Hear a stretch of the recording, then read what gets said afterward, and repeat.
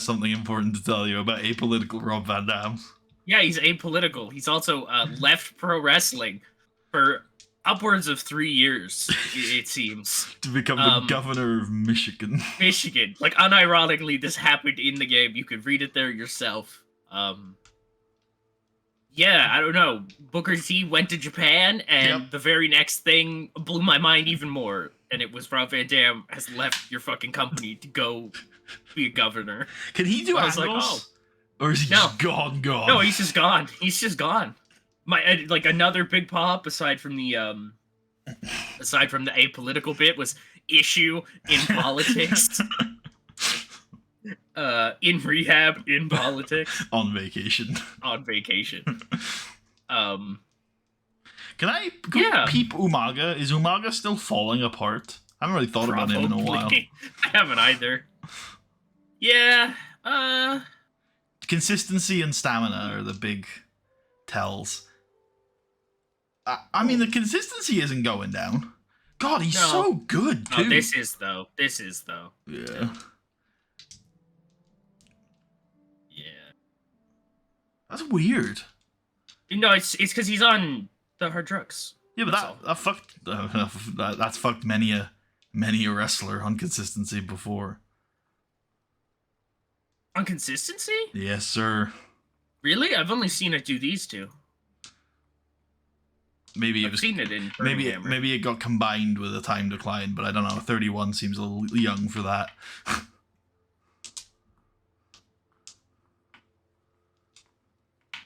Why is his star quality going down? Is that a hard drugs thing? I think so, yeah, right? Because he's getting out of shape. He's like fucking up his body. I mean, if you, bro. First of all, if you're doing copious amounts of crack cocaine, you're not getting out of shape. It's quite the opposite, actually. Skinny Umaga. That might actually be it, you know. Good lord. Good god. It's probably heroin, right? This is a bad timeline, man. I can't be here anymore. We gotta get out of here. When's the next time we can ask him to stop the drugs? Oh, he just refuses. You're in rehab. He's like, no, I'm dying early. Thank you. I would like that. I also like the idea we can force people to go to rehab. Like, there's no they can't reject, can they? Like, there's no mechanic in the game where they're like, I'm not going to rehab. Which is funny because if they're not actually interested in like getting better, they're just in like prison for like. It's just prison. Like, they're not gonna change or improve or even take to anything. They're just there. Getting paid by us. In prison. Yeah. Damn. Anyways, we have some contracts to go through here. Yeah, give Sandy a year, because I want to, I know she's old, but she's good, so fuck it. And then give Johnny Nitro 2, I think. Right on. I wonder what RVD's stance on decriminalization will be. Yeah. I think we were talking about this off stream about what he could actually realistically do, and I think the biggest impact he's going to have is on the police. Jeez, how much money are we paying him? See that number up there? That's it. Oh my god. I will to give Adam credit, he very much fixed contracts a bit this year. Oh yeah. People want their money. Yeah. Those all went through. Yep, cool. We are ready to go for Monday Night Raw. Monday night. Isn't WWE running a pay-per-view right now? Yes. We are counter-programming. We're counter-programming WWE and BlizzCon. Like, we're fucked. But Governor Robert Satkowski here will save the day. Is that his shoot name? Yeah. Jesus. No wonder he goes by Rob Van Dam.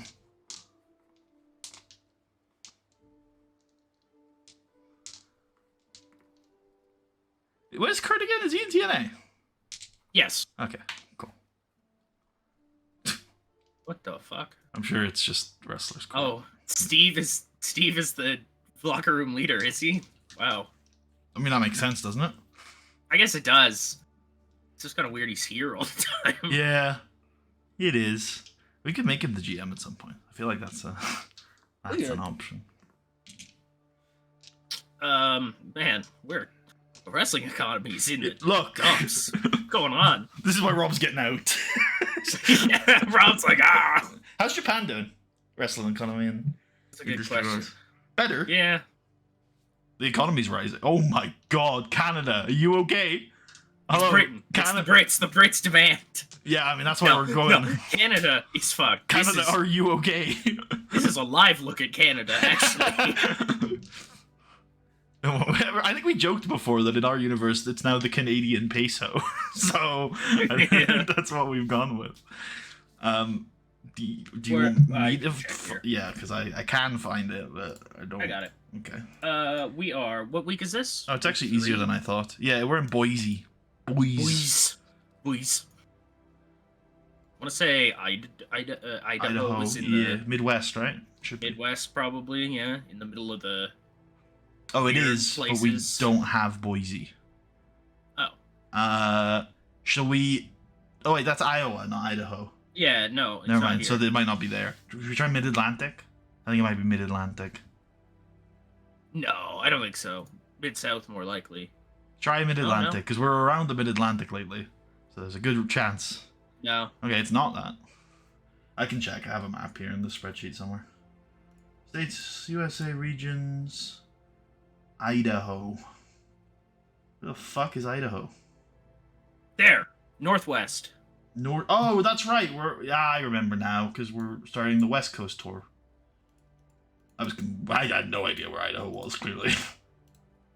No, I don't know either. If you don't have a sports team, I don't know where the fuck you are. You don't fucking exist to me. That's honestly fair. That's an invalid ass state. I'm not sure anybody lives there. It could be a psyop. It could be just an entirely fake region, just like Finland. Hey, now. Oh, have I told the story on stream about a student I was teaching this last term that refused to believe that Jamaica existed? That's just such a random one. But it wasn't. It wasn't just that. She was so gaslit into believing it didn't exist. She was like, "If Jamaica doesn't exist because it's not on maps," and I was like. I got the map, and I was like, here's Jamaica. And she was like, nah. The government want you to think Jamaica exists. How old is this kid, man? 12. Okay, yeah, I was gonna say, I don't know if, but Jesus. And I was like, why would they do that? And then it eventually devolved into like, well, Jamaica's too small to be a country. To which I showed her San Marino, and she was like, "No, don't believe it." The Vatican City, checkmate. Like, I wasn't sure if the Vatican City was a country. So I think it might be, but I wasn't certain, so I steered away. I thought of it too, but I was like, I'm not sure. That's autonomous fair, actually. region. Don't say that. Child already doesn't seem to have any grasp on reality. Yeah, that's. Oh yeah, so Raw. It should open with Edge. Oh yeah. Yeah. And I don't know if you want to do this. I know what you were going for, so I can do the like paraphrase. But if you wanted to take this angle, you could, because it was basically your angle. Oh crap! Did I write this somewhere? Do you want me to just do it? I have the paraphrase. You can flash it out. If you could, later. yeah, absolutely. Edge is basically like, hey, I saw your hesitation, Randy. I know what you know. I think it too. You really want to be friends, right? You didn't want to kill me last Saturday. That shows that we really did work through our issues. Now come out here and give me a nice big hug. Do you remember it now? I think I do. I don't exactly know what the exact beat was from there. I know where my brain I know where Orton's go. going. I know if I just want to, because I know where Orton's going. But if you want to change any of the Edge stuff, you can. Oh yeah, no, I think that's okay. That's great. I think that's good stuff. Good job, me. Pat myself on the back. Very good at this. Orton hesitated. He didn't kill Edge. That means something. It definitely does, because Randy Orton is proper fucking crazy and can't control himself. The fact that he did. Get on out here, you son of a bitch. Come here. Come get some love. Come here. I'm certain that the stream could definitely hear these fireworks, so I can only apologize to chat. But I didn't realize those were the fireworks. Actually, I thought it was just you like bumping a table or something. Oh no, I could also be being bombed right now. There is that. Oh no. Potential, yeah. Oh no. Yeah, and then Randy Orton comes out. Yeah, if Randy Orton comes out and he's looking Edge in the eyes. Apparently, Carl says there's no fireworks, so we'll take it. He's looking Edge in the eye, and let's not beat around the bush. He's gonna fucking beat the shit out of Edge. Yeah, absolutely tear him to shreds. Yeah. It's gonna be prolonged. It's gonna be uncomfortable, and then Randy Orton, out of nowhere, is gonna kick Edge in the head. He's gonna run towards him and kick him in the head. Like backs up in the corner for a second, kind of like looks around, maybe considering something, and then just kind of nods, sprints, and just kicks some motherfucker square in the head. Edge has died. Rest in peace. He's gone. That's it. He kicked it. He kicked him. Fuck. What the fuck? Like Joey Styles on commentary. It's just like, what the fuck, man? Fuck, man. I've seen some crazy shit, but he just kicked him in the head. like not even a kick though. Like a punt. Like like his head was a fucking football. Yeah. Fuck. Yeah, Edge died. Edge died. Rest in peace, Edge. Rest in peace. 11.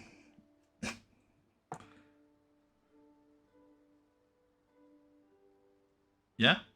Yeah, that's crazy. What's crazy? Just kicks him in the head. Oh, yeah. Well, that's how the Edge rated on overness off screen as we come back from commercial and we... We're still just like, what the fuck, man? Yeah. Kicked him in the head. Edge was not conscious. He has not regained consciousness. We think he's alive. We will keep you up to date. But he is clearly in some way, and he's been rushed off to a local medical facility here in Boise, Idaho.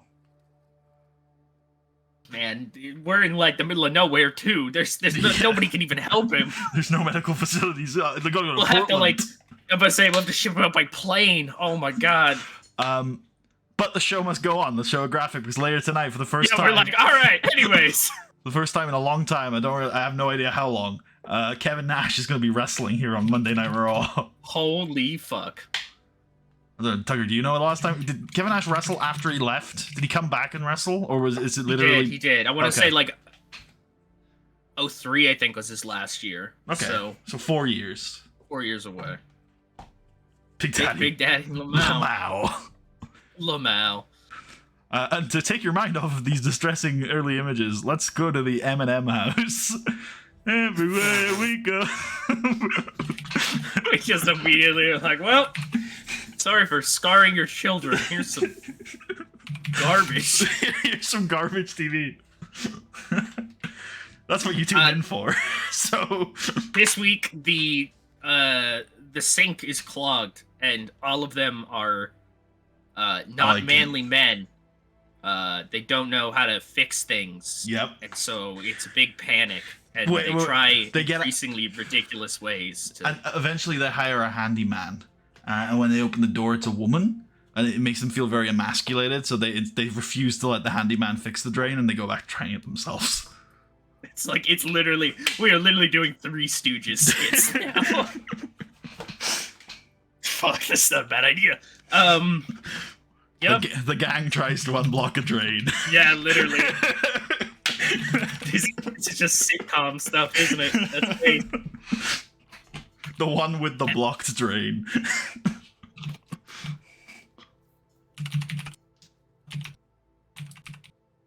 There you go. But we're on the West Coast now, so we could technically use them to wrestle. So maybe this is the last week for a bit of M&M House. Right on. 4? Yeah. I think acting on these is probably better. Unless... So I'd say either acting scripted or entertainment unscripted. You know what I'm going for that? Either we're making these, shoot, or we're making these wet. Oh, then I think entertainment unscripted is probably the accurate way that we're doing this. All right, cool. We're not scripting these. We are just like giving them a general concept and letting them be fucking stupid. I think we should also pick a specific road agent then. Is there a Raw guy that isn't Vince that's like wacky reality enabler? No. Could we get somebody who isn't a road agent? Is there anybody on the roster that screams could put this together? Because we could just have Miz produce it. That'd be an idea. I mean, remember, it's an Angle. Who gives a shit if he's gonna like give it a penalty? Oh, true. Yeah, all right. But Miz wouldn't be my first choice. Like, I'm just maybe Shawn Michaels. Maybe not in 2007. Yeah, yeah. I mean, that's right up his alley now. Yeah. But surely there's somebody on this roster that screams bullshit. Kevin Nash. Yeah, but he started before he arrived. Yeah, I agree.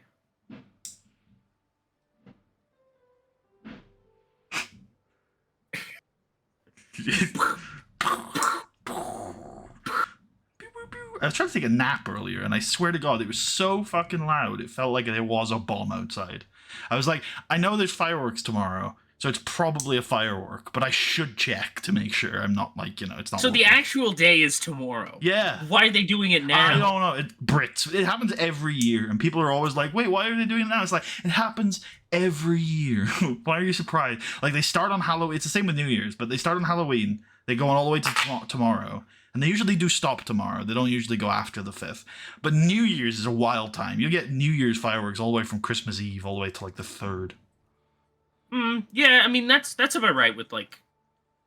Typically, it's like the summer long weekend, stuff like that in Canada, because it's fucking snowy as shit. You can't light anything. You can't light a firework outside in the Canadian winter. What's wrong with you? I find that comment funny, Colin, but I'm going to stay away from it. With a large barge pole. I will not be commenting on any current events. I don't even know who could do this. I've got no ideas. Ace. Oh, yeah, Johnny Ace. Yeah. All absolutely. right, there you go. Yeah, 100%. Governor Robert Tarkowski. I mean, he would be great.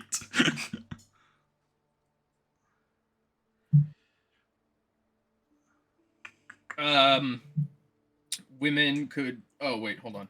Let me grab this. What are the women doing today? Oh, wait, yeah, I just rewrote it. I'm going to the wrong spot. Hold on.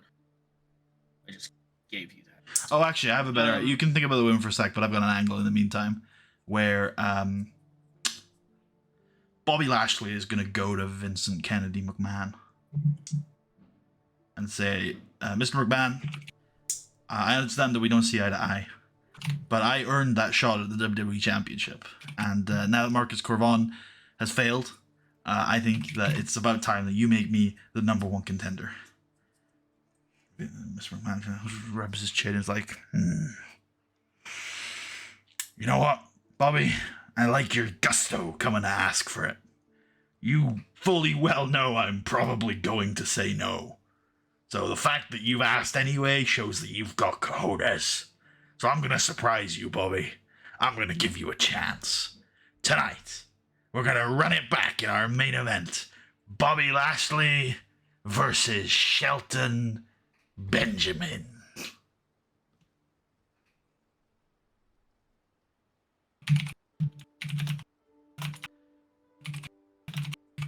Big. 6, 4? I think 4. I don't think this can go 6. Do you have women's stuff now? I do. This one is short, which leads to a big angle at some point in the ring. Okay. This one is short, as I've said. Melina and Talia are stopped by Governor Rob Tarkowski. Yeah. I guess Maria, sure. And Maria says, she's gonna start wrestling soon, right? Maria says that it's been said that Melina and Talia have a big announcement to make later on tonight. But she wants to know what it is. So can You can just tell her. And Melina and Talia, actually. We'll have Talia mostly speak for Melina here. Go like that, I think. Yeah, Talia will say that, no, we're gonna wait till later. You can tune in just like the rest of the WWE. Yep, yeah. Exactly. Everybody's gonna come in and find out. Because the women's champion has something to say. And when she speaks, people listen. There you go. Yeah. Big Melina announcement later. After about half an hour, we will wrestle next. Big! How long is it? Oh, it's only been 24 minutes. If we were Kevin Nash, we could go even longer. Is all I'm saying. We could. Certainly. I need to stop playing with these fucking magnets, but they're in front of me. It's our pre-booked match, actually. It's Mark Henry versus Jeff Hardy. Hell yeah. Yeah. I don't think this actually has a ton of time. Like 7 is in my heart. Who's gonna win it? Oh, you know who. It doesn't have to be Mark. Maybe it does make sense for Jeff to win this. But I don't know where either of them really are going after this. Either of them could go fight Elijah. Jeff Elijah is probably a more realistic opponent for Elijah as compared to the fucking destroyer of gods over here. Like, yeah, I think Jeff finds a way here. I think Jeff finds a way here. Yeah, it can be tainted though. Let's have Matt involved. Oh, that's good shit. Yeah, Matt can like hit him with something. Like, fuck you, Mark. you're a piece of shit. Yeah, that's good stuff. Because we don't like Mark Henry. He's really cool, but we don't like him. He's a nasty man. Yeah. Wait, that's literally. I was gonna let it go. I was like, that's fine. but yeah. Maybe we check a flash pinfall in there as well. I think because that's probably where it's going. Yep, I like it. A quick, clean flash pinfall. It says, by the way, for some reason. Hold on. Wait a second. Hold on a second, player. You're not allowed to do a roll up unless it's clean. Jonathan Cushman DVDs. Yep, I like that. There was something else, I think. Well, you've still got your big in the ring Melina angle, but that's I do. Gonna be later. Yeah. DVD realm. He's in the DVD realm. Oh no, I'm trapped. Please help me. The little like, I don't know if it's like a clock that like is filling up, or it's like a bar that's filling up. Like he gets so many sales, he can maybe open the portal and escape. It's not going up. It's not happening. He's not escaping anytime soon. I want an angle with the entirety of DMLS and John Cena, where Regal's like, this doesn't mean I like you. I just hate those new breed guys more than I hate you. I like the idea that like he's like, unfortunately for me, you have done more to prove yourself than they have. Yeah. Also, I was brought in here for a job, and that's to get rid of those new breed fucks, and it just so happens that we're on the same side. Yeah. Yeah. Sure. That too. Yeah. What do you think of the Hardys feuding with each other? Not right now in the save, but I'm talking about real life. I think it's actually really good chemistry. I just think that most of the time it gets fumbled. It was pretty good in TNA, I'm not going to lie. And that's one of the very rare TNA compliments you'll ever hear from me. But it was Which is interesting too, because I feel like when they tried it in WWE, it was the farthest thing from compelling, interesting. No, it was. I disagree with that. I don't think it was a million. Really? I think the Matt turning on Jeff angle is iconic and based. I think everything they did after that was boring as fuck. What did I read something the other day that was like that angle was supposed to be something different originally. I think maybe it was Matt was going to be the one that attacked Jeff in that, like, I can't remember. There's a lot of weird shit going on in that era. It was like, I want to say it was late 08 or late 09 or something. Yeah. This had Kozlov involved. Kozlov was involved. Oh, I think that might have been what I had read. Like Kozlov was supposed to be the one to have like burned down Jeff Hardy's house and killed his Yeah. dog or whatever. And then they were like, fuck, Kozlov is really not doing it. And so they were like, Matt Hardy, I guess. Well, Edge was also involved. I'll have to look this up. Yeah, sure. I mean, let's not do it now. Not now. Not now. No. Yeah, no, but I mean, I think they have good chemistry is my answer, but most companies fuck it up. Yeah, I think this is the angle. You're looking it up now, aren't you, you bastard? Maybe. Motherfucker. Anyways, yeah, this is just the angle as it is. I think so. Just give it 6 minutes. Maybe we can rate other people and have it like evolve into a cool little back and forth, or maybe it can just be Cena and Regal. I don't really mind. Okay, yeah. Matt was revealed as Jeff's stairway attacker. Christian was supposed to be torturing Jeff, but the dirt sheets found out. Vince literally just pivoted and sent Christian to ECW to swerve the dirt sheets. That was it. Yes, the Christian debut on ECW was never supposed to happen. Vince threw a fit. Thank you, whoever that was. That's amazing. That's it. That is exactly what I had read. Should we do the SmackDown Slam of the Week here? Sure. You remember what happened on SmackDown, right? Oh man, definitely. There was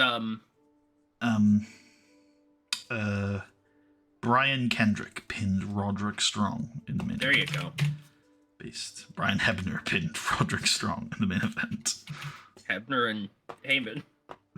Yeah, the legendary Hebman tag team.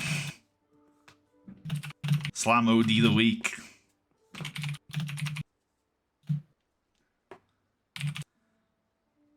That's the longest title for a 1 minute angle I've ever seen in my life. Hell yeah. Would now be an okay time for your women's angle? Yep, I'm alright with that. Okay. Melina. Okay, so we start off. There's a big curtain in the ring around Melina, and it comes up, and she's dressed very nicely. Ooh. And Talia Madison announces that everybody should hail the true god of women's pro wrestling, Melina. Melina. Based. And Melina will say that for too long now, she's felt like this company has treated her as an afterthought. She's been the women's world champion ever since the Royal Rumble. New Year's Rev? New Year's Rev, was it? I think so. I think we have this back and forth a lot. Since January. Yeah, because I want to say Mania, but it's not. She's been, since like the first week of this year, she's been the women's champion. And this whole time, it's felt like everybody's been waiting on her to lose it. When is everybody gonna get on the page that it's not gonna happen? I'm just that good at this shit. However, fortunately for the women in the back, I am a loving god. And so I will give back to my... No, I like the idea that she's calling herself a god. Alright. It's very different than is that what's going to be? Is that going to be the angle we take on the JBL return? Is that I'm a wrestling and kills god? Melina.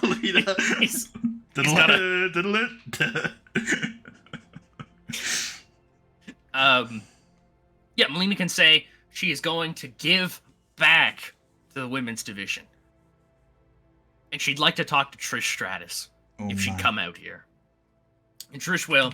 She's apprehensive, but she gets in the ring and she's like, all right. Melina's dressed well, you said, right? So she's in no... Yeah. She can't fight.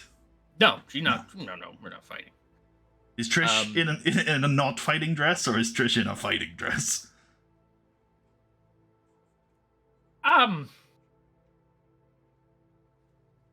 Does it matter? It does to me, because I want to imagine the scene you're setting. Buddy, do you want somebody to punch somebody at the end of this? No, I don't. No, that's not where I like this idea because, you can tell a lot by your attire, and I feel like, especially with the women, like if Melina's dressed nicely, like there's no fucking way she's getting into a fight. Whereas I feel like Trish would. Trish is impressed. This is a wrestling show. Yeah. Per se, but she's not in gear, I guess. You know what I mean? Oh, okay. She's not... she's got jeans and a t-shirt on. Yeah. And so Melina offers her a proposition. A number of years ago, a world champion of relatively lesser stature than Melina brought together a group. Are you really? Is that really the line that Lena's gonna take on this? Yeah. Okay. I like this line. I think it's a good line. I think it sums up. Yeah. I think no, it's. I mean good. the whole pitch is good. It's just Melina going. Never mind. I'll carry on because I see. Yeah. Okay. Yeah. It was the someone of lesser importance. I think it's funny as well. I just think Yeah. No, but I love where it's going. So carry on. Somebody of lesser importance put together a group with the goal of creating the next generation, improving the general health of, the men's roster on Raw. But nobody's ever tried to do that for the women's roster. And me being the trendsetter, the icon, the god that I am, in my prime now, I'm willing to give. Talia Madison here is the future of women's wrestling. It's as obvious as the sky is blue. And Trish, how do I... A 16-time world champion. Woo! The tail end of his career, decided to give back to the youth and more so take care of the present. Trish, what I'm offering you essentially is the chance to be my Ric Flair. Woo. I want you to be in my corner. I want you to coach me. I want you to help Talia. And I want you to help me change this division for the better. What do you say? And Trish stops and thinks for a minute. I was taken aback by the Ric Flair comment. That's a low blow. That's rough. I don't know if it's a low blow. She's comparing her to the GOAT. I think that's maybe we can use that actually. Maybe that's exactly what Trish will say. You're using that comparison to try to mask what this pitch really is. Mm-hmm. You think I'm washed up. You think I can't do it. You think at 31 years old I can't lay a whooping on your ass. Yeah. at the old age of 31, I still can't go. You're wrong. Or the alternative is that I've just called your bluff, and I can take that title from you, and you are scared to death that I'm gonna do it. Wait, I think I don't have a fully formed line, but there's something in there where Melina's like, hey, maybe you should take this opportunity now because you don't want to end up like your friend Lita, who retired last year. Now, she retired at least as the women's champion, but that's impossible for you, Trish, because I'm the women's champion. And I'm not going to lose this title. Yeah, and then I think that could be where we do, whatever. Oh, fuck, what was the line I just said? God damn it. Trish was like, oh, you're scared you're going to lose the title? Wasn't that it? Yeah, I think we could do that from there. Yeah. It's like, I've just realized what it is. This is a bluff. You're very sure I'm going to beat you. My answer is no. Also, I've come up with a name for the stable. It would obviously be Revolution. Based. And Victoria would be Batista. Trish Stratus stifles the women's revolution. And it's dead. I say, It's dead. Ooh. So, my thing with this angle is, I think it's really good, but it ends with like Trish saying no and then just leaving, and they're in the ring, and then they're defeated almost. What if Melina's like, I thought you were gonna say that, and so that's why I already asked someone else, and then it's someone else, and they beat Trish up. And what if it's another veteran wrestler? This would be a yeah. You know where I'm going. This would be a shift. So it very much depends on whether you want to put her with them, but she is around. She's really good. She's pretty over. She's on our roster. It's Victoria. Yeah. And she was gonna get roped in anyways. I don't know if you saw that or not. I think I did, but it's not in my conscious. So do you want to do that? My plan was to show her next week, give us something to do next week. I just think the angle ends stronger if Melina isn't just sat there like, oh, she said no. I know, which is why I said at the start of this, funny, you're gonna want something to punch somebody at the end. Which I didn't think I would, but then I'm thinking of it, I'm like, well. Yeah, I mean, it's just how it is. We do be a wrestling show. So Victoria, you'll figure next week out. Come on, Tucker, roll with the punches. Yeah, all right. Stop being tied to your long-term plan. I like it. Victoria kills Trish. Maybe they just I fight. don't even know what to call this. Revolution. Trish stops revolution. Trish stops revolution. Sad face. Do we want? I know there's another layer on this angle, but is there any? Do we have Mickey once again? Too late. Come out late. She's like, damn it! I should be ready for this. Cool. I like that. It's gotta be 6. Dude, eight works. God. 8, no, that's fine. I thought you were going lower. That's why I was like, it's gotta be 6. 8's fine. I think you should script them. I think our default should be to script people. How dare you? It's not the only reason. We need like a bridge angle, but I want like a meteor bridge angle here, not just a selling pay-per-views bullshit.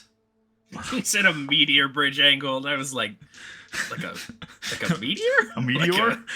Yeah. What if like Shelton? Oh no. There's a guy in our dev who we have pitched in a tag team. He's just come in, right? The tag team European themed on SmackDown? No. Can you give me a little bit more on the tag team so I definitely know who you're talking about? Oh, is he related to a mythical creature? Yes. Right. Okay, I'm on board. I know who you're talking about. What do you think about vignettes, dead ass of just a comet in space? Oh, that's cool. I think it's a SmackDown team, though, right? It is. Okay. But I guess so. I was like, it could show up on both brands. It's like, what the hell is even happening here? Oh, that would be kind of cool, actually, if it was like, both brands are like, there's a comet heading for Earth, and then it lands on a SmackDown. That's pretty cool. I'm down for that. Came from the stars.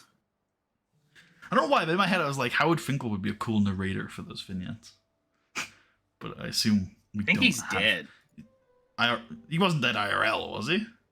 Jumped to governor.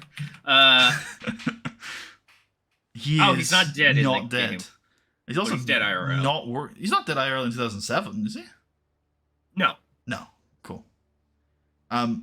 He's not working anywhere. No. We could get him. Oh, we used to have him. Yeah. Okay. Something to think about.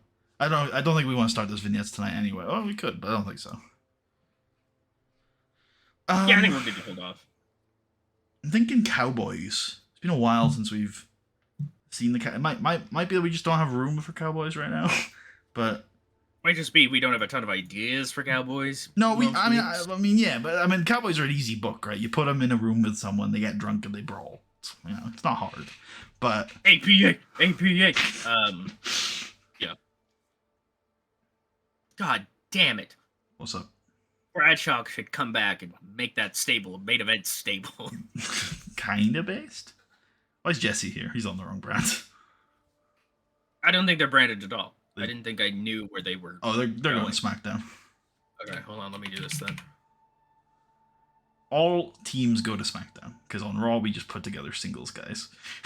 That's that new Maven video is really. I saw that. I didn't watch the video, but I saw it pop up in my recommended.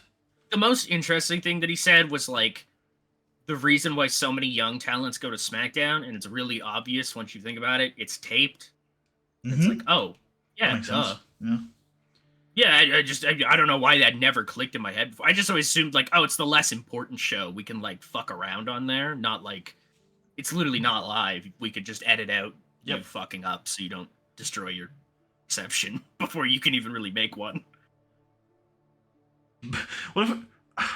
I kind of want to do an angle where Big Show is on the phone to RVD. And either we get, like, a medical update that he's fucked, or we just break the fourth wall and Big Show's like, man, that's crazy. Congratulations. Or something. Yeah. I was like, either Big Show's just like, you killed Rob. He died. He was smushed into a series of lockers. He fucking melted or something. I don't know. I'm kind of leaning more towards the reality era thing. Yeah.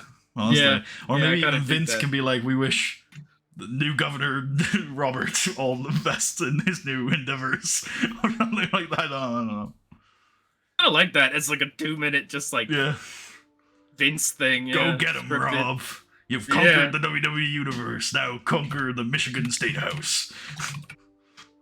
As we've come to know him, Rob Van Dam, but as the world will soon know him, Governor Robert Satkowski. Peace out, Rob. Love it. Oh, when Sabu gets written off SmackDown, he can be like, he can show up in Rob's Show up. Yeah, in Rob's cabinet. What's up? Minister for Diversity. I have a rookie in my CZCW save named George Hackney, awfully close to a certain referee. True. That would Okay, be such a disastrous idea. it's wrestling time now. It's Yeah, but he can't speak.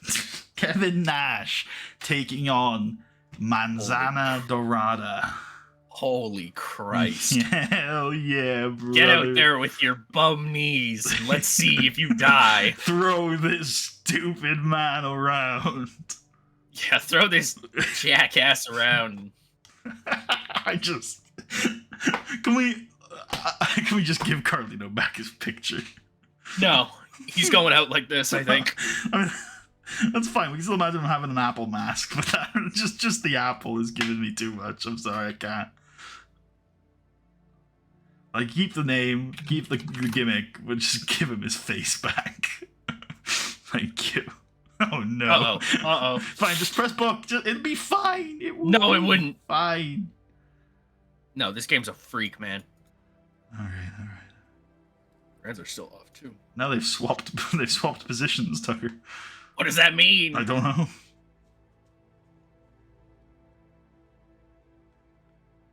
Hold on. Okay.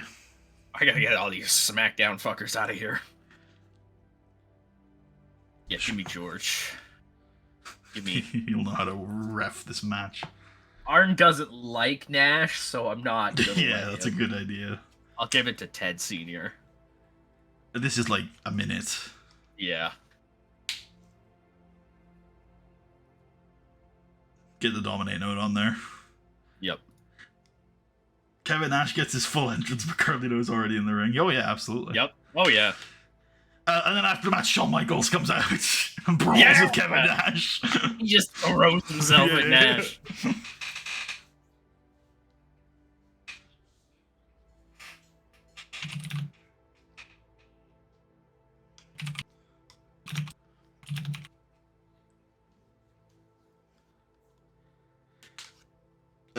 Six, yeah. Yep. Backstage, Trish is receiving medical treatment. When suddenly Triple H appears. That bitch, Melina. You know, he says, I heard her talking shit about me. Yeah, first of all, lesser world champion. I don't know what she's talking about. Second of all, Trish, I think she's completely out of line. Look, Ric Flair, great, obviously, tons of respect for him, but the way I've always seen it. You also, what you said about Ric Flair, don't appreciate that. But I guess what I was trying to say is I've always seen you more like the Triple H of the women's division rather than the Ric Flair. Just thought you ought to know that.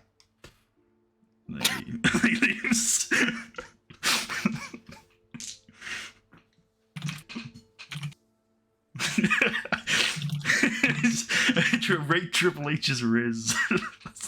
Literally. It's 6. 000. Okay. We're probably on the build up to the main. Don't think there's much room for anything else here. Yeah, let's see what the hell else we got going on here. Yeah, we got Shelton in the main. Don't worry about the put no, I won't put Archery next to Vince. Oh, he could go next to Vince in the Lashley thing now. Oh, no, that's true. Nah. Don't worry, R-Truth will be around. This main event is not gonna go down. That's the most important thing for me, clearly. I'm like, where's Our-Truth? New Breed probably on there. Don't worry, the main event's not gonna go down the way you think it's gonna go down. Yeah. Right on. My bad. Big Show. Nah, I mean, unless you have something for him, I don't necessarily think we need to stick him in the show. Fair. He could also be involved in the main if things devolve. If Big Show could give an interview where he challenges Elijah for the belt, I guess. Yeah, I like that. If we're doing that, I like that. That's really good. Sit down, Amy Weber thing. Yeah. How do you feel about Rob going into politics and leaving you? Well, I feel abandoned, but I feel abandoned and hurt, quite frankly. But it's fine because as someone who spends a lot of time in Michigan, I'm going to appreciate his policy changes. Make some improvements up there in that state. It's a weird gig too, because Rob's taking over for another Democrat, because we presumed Rob's a Democrat. maybe we presume wrongly, but we presume Rob's a Democrat. I'll be honest, he definitely could be like one of those like I know what you're going with. What are they called? What do you call it? Libertarians. That's right. Yeah, I guess libertarian is the line of thinking I was going on, where it's like, yeah, those are the Republicans who are cool with weed. Like that's what it is. Yeah, because like smalls don't want the government telling you what you can put into your body. Hell yeah. Freedom. Anyways, Big Show says he feels sad because Rob is gone, but he feels even sadder for the New Breed because now they have to deal with one pissed off giant. Extreme giant. Hardcore giant. Make sure we keep getting that gimmick in there. Sure. Yep. I'm mad. I'm bad. And I'm big. Elijah Burke. I'm gonna beat your ass and take your strap and kill you. Oh God! Thank you, Big Show. He's like, holy shit! Those are some strong words from a big man. Thank you, Big Show. I guess.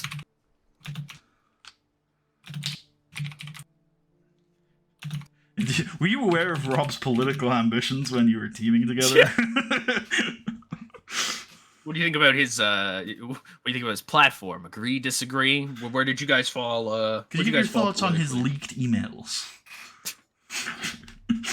I guess RVD is in a more obscure third party like Reform. Jesse Ventura was with them, and I feel like RVD would be down. Yeah, I think though if we're going with the angle that Rob Van Dam is becoming the governor of Michigan, I think he's got to be a Republican. A Democrat. I don't think he can pull that off as a third party. Even Arnold Schwarzenegger needed to be a Republican to become the governor of California. So yeah. 6. This kind. Nah, let's go 4 on this. It could go 6, and if we have time later, we might give it 6. But at the same time, we don't need to. I was thinking I should go earlier in the show. Oh, sure.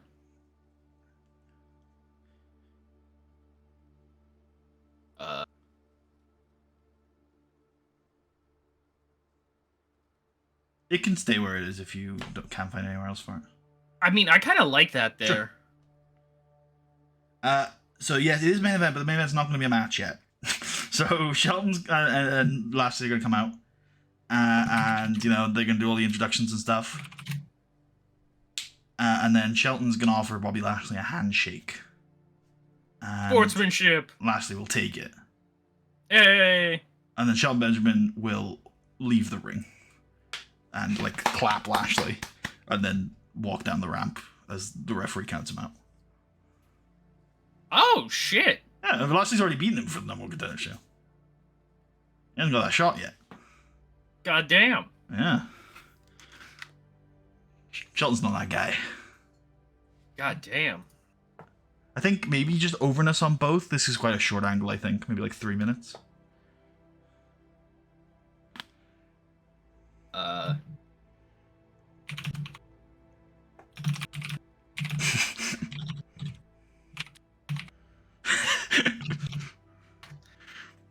This is a bad place, man. Neither did this man, as Vincent McMahon comes out. What the hell? Shelton Benjamin, you've just made a terrible mistake. And then he gets pounced. Hell yeah. Off of the ramp. R-Truth out there with the boys. I like how R-Truth could just start, like, hanging around. You could take the Jericho role of the guy who just hangs around the New Breed. Just like, well, you know, I'm here. All right, Bobby, I never said this was a #1 contenders match. So if you want your shot at the WWE Championship, fine, I'll give you one. You're gonna face off against Marcus Corvon and Elijah Burke. Oh. And the World Tag Team Champions, Kenny Dykstra and Dolph Ziggler. Let's go. Yep. I guess 6. Right on. And now it's the main event. I'm sure 4 on 1. There it is. Yeah. I was thinking about adding more people to the match, but I think 4. I was like, I'm not sure if it can go any higher. Yeah, like, get him in there. McMahon. Shane McMahon, R-Truth, Matt Morgan. Yeah. My good buddy Manzana Dorada is also here. My good friend. My ex-son-in-law, Triple A. You're looking for Elijah Burke and Marcus Corvon. Thank you. It's like a clown car. He just keeps bringing out more people. Did you forget about your other opponent? Okay, how much time do we actually have left on this show? 16? Man, maybe I need to take... I don't know if we can do this clusterfuck in... We probably can, actually. Should we say 11? 11 feels like a reasonable length on this. Yep. And then everybody's involved. John Cena, William Regal, Charlie Haas, you know, the gang. The Big Show, Rob Van Dam, Shane McMahon, Matt Morgan. It's just a war. We're building a Survivor Series really far out, buddy. I don't know about this one. Don't worry, we're bringing back War Games, SNME War Games. Let's go. Hell yeah! Hell yeah! I'm giving like everybody like 2 targets. Just like go out there and just start. Who were the other guys you said? We got DMS. We got the Big Show, Cena. Yep. And then I think that's all the baby faces, unless you can think of any more. So then it would be Truth, Shane, and Morgan. Yeah, I guess you're right. They're all just gonna attack Bobby. Yeah. Well, I actually like to think all of the heels are actually just attacking the babyface interference rather than actually Bobby. Because yeah. Overbook. Yep. Yeah. I think that's a given. Vince McMahon at ringside.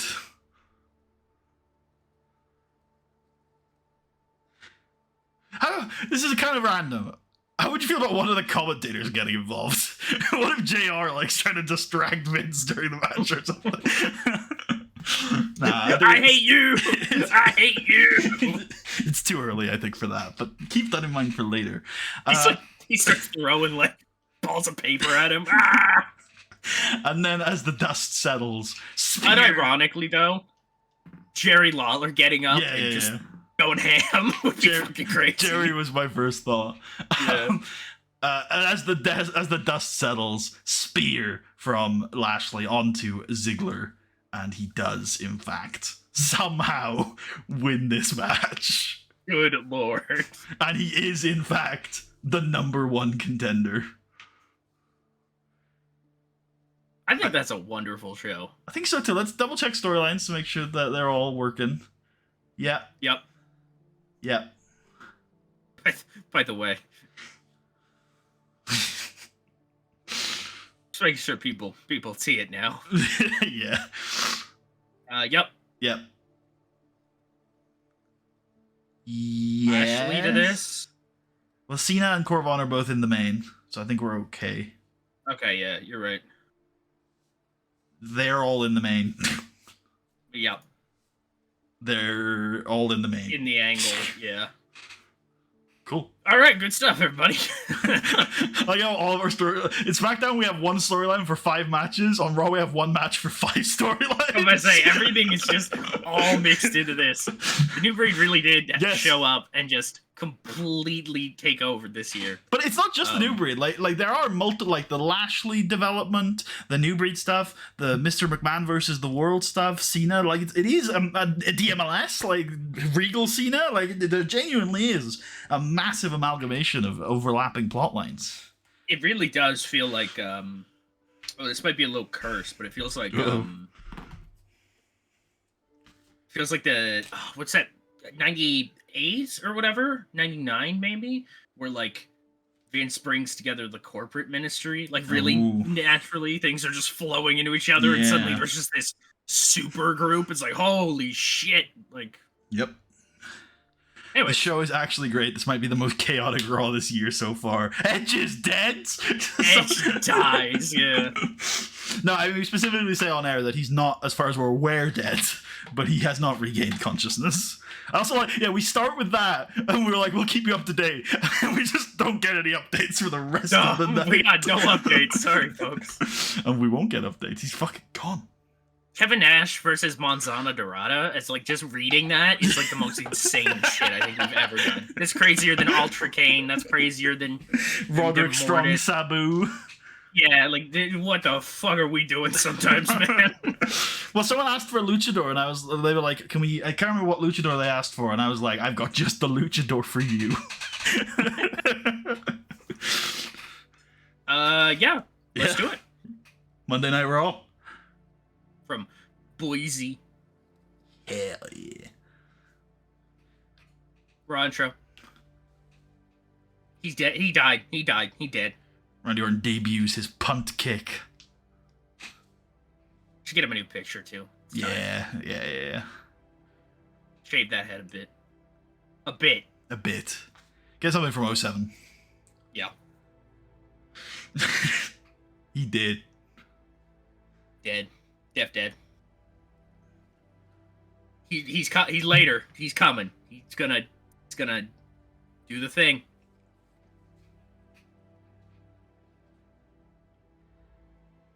Fair. Good job, everybody. I love you guys' vids. You're the only ones I see actually being creative on TEW and not just doing boring shiz. I wouldn't say we're creative. We are far from creative. Okay, yeah, we actually does really well. Yeah. It's just Lashley talking too. Yeah, he improvised well too. Holy shit. I've noticed him getting over, but this is even impressive.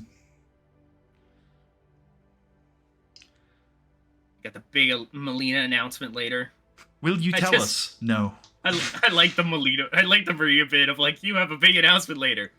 So tell me right now, what is it? What are you gonna say later? This is true. Carlton actually gives us most of our ideas, so if he ever actually opens his own stream, we'll be ruined. This is good, considering it has no storyline. Yeah, Jeff Hardy beats Mark Henry following interference from Matt Hardy. Like, Matt Hardy just, like, I don't know, hits Mark Henry with a baseball bat or something when he hits the ropes. What is it with you with baseball bats lately? It's just to me, it's the ideal wrestling weapon. Okay, it's not overused. Interesting. Makes a nice crack. You know what I like? I like the ring bell. I'm a big fan of the ring bell. Or call me a classic guy. I like me a title belt, especially big gold. Hitting someone with when you wrap up a big gold, just one little package and just clunk them in the head with it. Yeah. There was I was trying to think. I felt with like my ambiance is finished. That's that world title, that new world title they have with the big piece in the middle. I feel like that could also hit pretty hard in theory. I was trying to think of like one that, like, you know, the NWA belt has like that globe that sticks off the front of it. Yeah. Like dome somebody with that. That'd be crazy. Anyways, buy DVDs. He's stuck in the DVD realm. Buy DVDs and save Coachman. Yep. Yep. Good work, boys. Good work. Yep.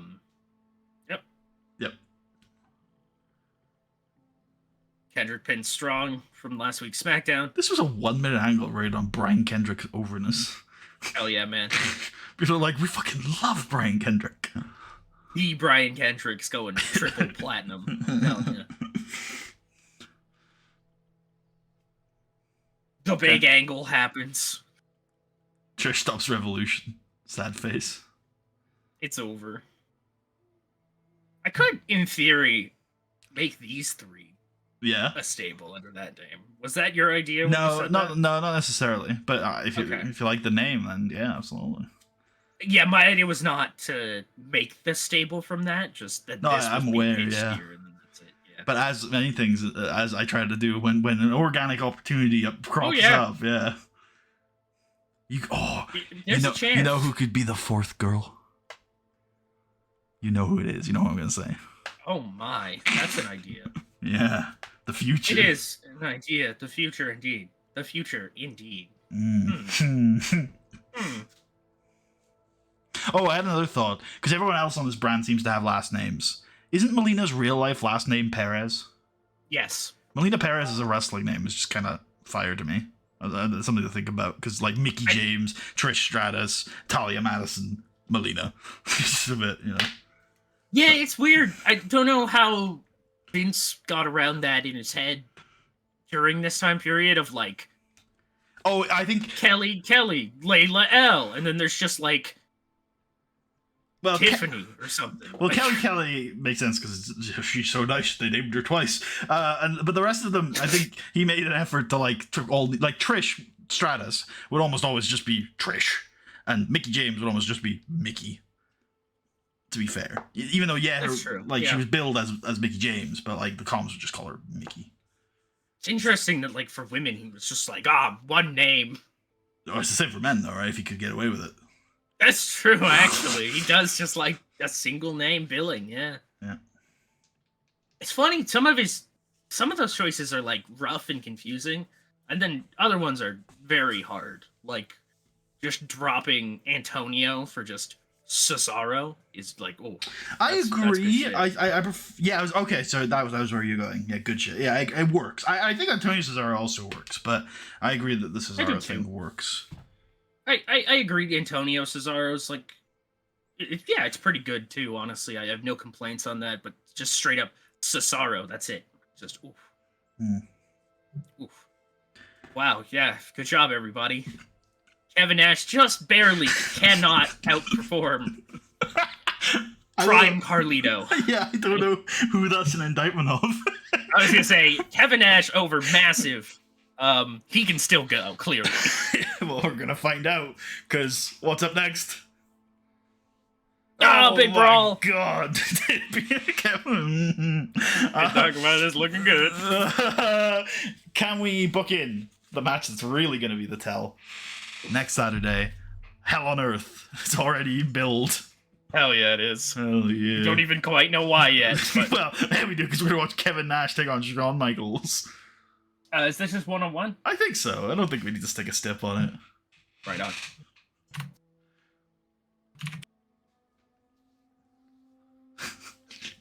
We're rolling back the years, boy. We're bringing it back, baby. I always thought you were the Triple H of the women's division, just so you know.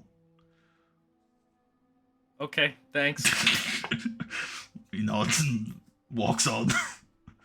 Yeah, good one, Hunter. Yeah, nice. I'm doing it. Because remember, this isn't the first time these two have interacted on screen. This is a slow build. Yeah. Yep. I totally forgot about that right then and there. I was like, oh my god, you're right. Very interesting how all that overlaps. Yeah, I was thinking to myself, oh, I want to make sure we do that. I want to remind you, because I know you're going ham on the women's stuff, to make sure you know that that's going to happen at some point. But also, I was like, oh, there's a comparison between Trish Stratus and Triple H tonight. This is a perfect opportunity, because Triple H is not doing anything to get that involved. Yeah, perfect. Big Show challenges Burke. We'll probably get some confirmation on that next week. Book it in. That's enough. Yep. Amy Weber looks in the camera and just says, yeah, all right, we're doing that. Consider it done. Weber powers activate. Literally. It's like, I can do whatever I want. I think let's make this no holds barred. Or no EQ, or whatever you want to call it. Because the idea is that, like, Burke wants it so that he can have his boys, and then Big Show wants it because he's an extreme giant. Extreme rules. The Big Show. Elijah Burke. IC title on the line. At Hell on Earth. Which is shaping up to be a big show. Shelton gives Lashley the win. He does. By the way, I also like that, I just realized this, I like that Shelton Benjamin does this for Bobby, and then the 4-on-1 is made, and Shelton's like, I'm out of here, this ain't my business. No, you forget. The first thing Vince does is say, Shelton, you've just made a big mistake. And Shelton gets pounced off the stage. He gets murdered. You're right. Yeah, okay. I think my version's better, actually. Shelton's just like, you know what? I specifically didn't want to be involved in this. Yeah, I was willing to not wrestle tonight, all right? Not this. I'm out of here. The angle happens. Yep. Does okay. It's all right. It does. Let's do it. This absolute clusterfuck of a match. Okay, fair. Oh my god! He killed Ziggler! Holy fuck! Holy fuck, he killed Dolph Ziggler! Literally. The menace! The chaos of the match helped to hide how speared him badly so Bobby hard. Lashley was performing. He speared him so hard. He fucking killed him. He picks it back What does up, that picks even it- mean for Dolph Ziggler in the future? Who knows? the That seems Dominator. severe.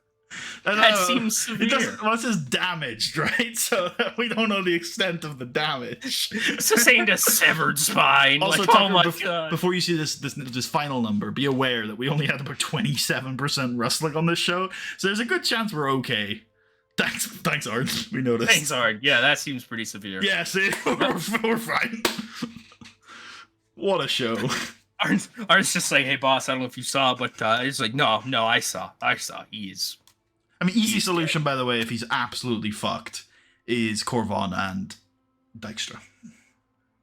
Yep, I like that. Yeah. Got an idea for a fire prologue to a 1997 SWF save. The premise would be Nemesis sticking a not a toy in Richard Eisen's face on New Year's Eve after they've been partying all night to tell him this is how he quits SWF and asks for $200K in severance. Sounds cool. Teddy Sr. says Talia's money. Based. So I think this says, if I'm not wrong, he can work through that shit. Oh my. Huh. Okay. That sounds cool.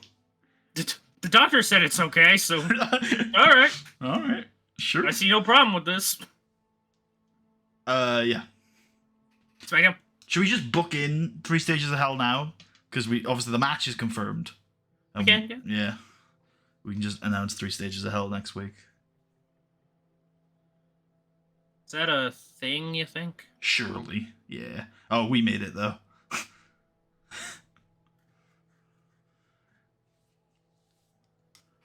Good job, us. Yeah. Oh my god, I almost put Kevin Nash in this. Kevin Nash, John Cena, baby! Have these two ever wrestled before in our save? I think so, certainly. Yeah, I was gonna say, he was like Vince's #1 boy forever, right? Only once, though.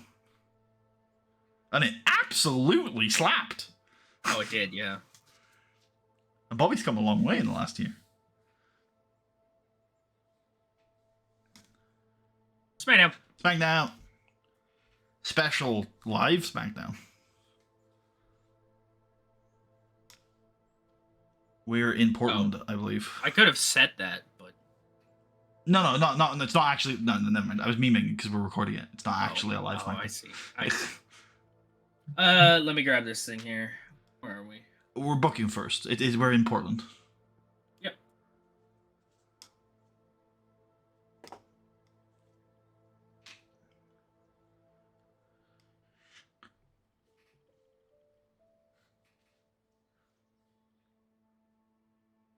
You know what? Part of me wants to just do Roddy Kendrick tonight.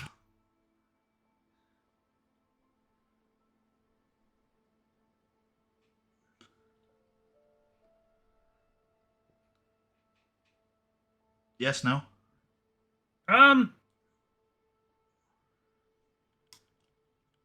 Do the tag match at SNME then? Sure, I'm down for that. Yeah, alright. Cool. I guess we're kicking off with that then. Hell yeah. Right into Cruiserweight title on the line. Big Bad Roddy Strong. It's fucking...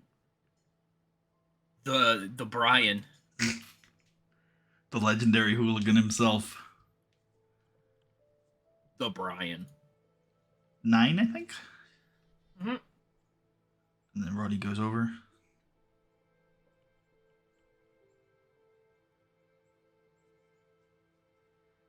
I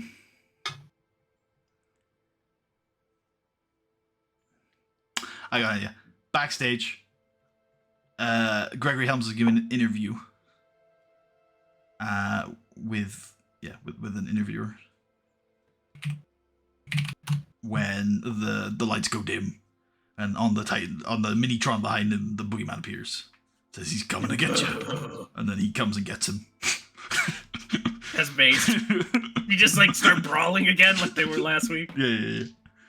Oh no, it's not much of a brawl. Boogeyman's a very large man. Boogeyman's gonna beat the shit out of Gregory Helms.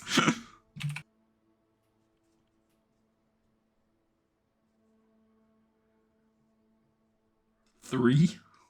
Yep. Maybe Shark can explain to Mr. Kennedy why what he did last week wasn't okay, and then Kennedy's reaction can be to find the whole thing absolutely hilarious and show zero remorse. That's based as fuck.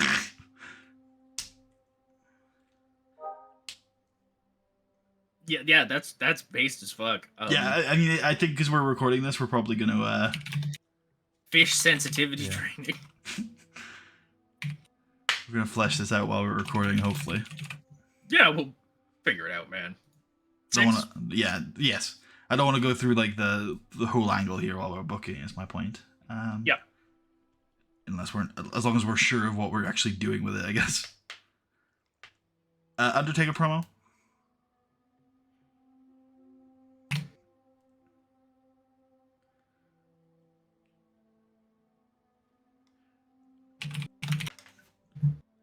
Gonna kill you. I guess we could wrestle here. I had a match in mind. Can't remember what it was. When do we start that women's tournament? Not tonight. Okay.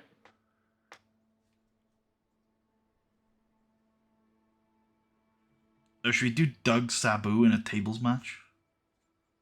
Oh, that is heat. That's wildly heat. Yeah, let's do it. For no reason. Just unbuilt. Yeah. Just happening. Yep. Just lit. How Taboo's lost a couple times in a row, so he just wants to kill somebody, and he wants to kill Doug Basham, but Doug Basham will kill him. 6 minutes. Doug wins. Lol. Hell yeah. Have this continue. Spoils of War. Spoils of War is gone. Way of the Warrior is the one I meant. Which always in my head is the Spoils of War. Have the Cruiserweight title match do the same.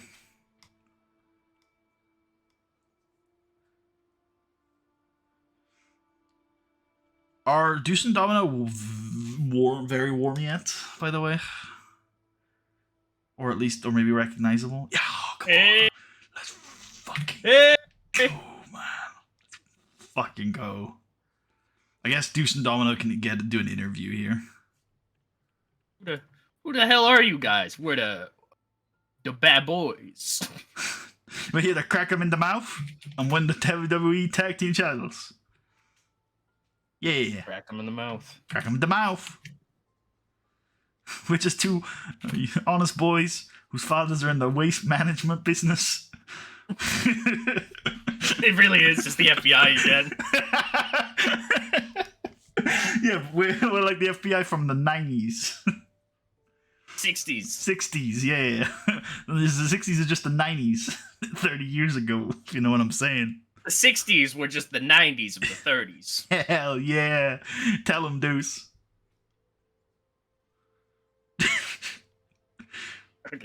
They just say some shit. Who the fuck knows? Yeah. That one's gonna be on you. I came up with the Doug Basham flow of consciousness. You're gonna have to do the Deuce and Domino flow of consciousness. There you go. Four? Yeah. Okay, do we want to do Jesse and Festa's vignettes? Not because we need to do them, so they can be quite a short, we can only do them for a couple weeks, but only because they are fucking hilarious. They do be fucking hilarious. So I think that sounds like a yes. I got, you just let me. I got a cinematic ass idea. All yours, brother. It's gonna be, yeah, I'm gonna take yeah. Yep. Yeah. I don't even know what to call this. Jesse and Festus coming soon. Yeah, all right.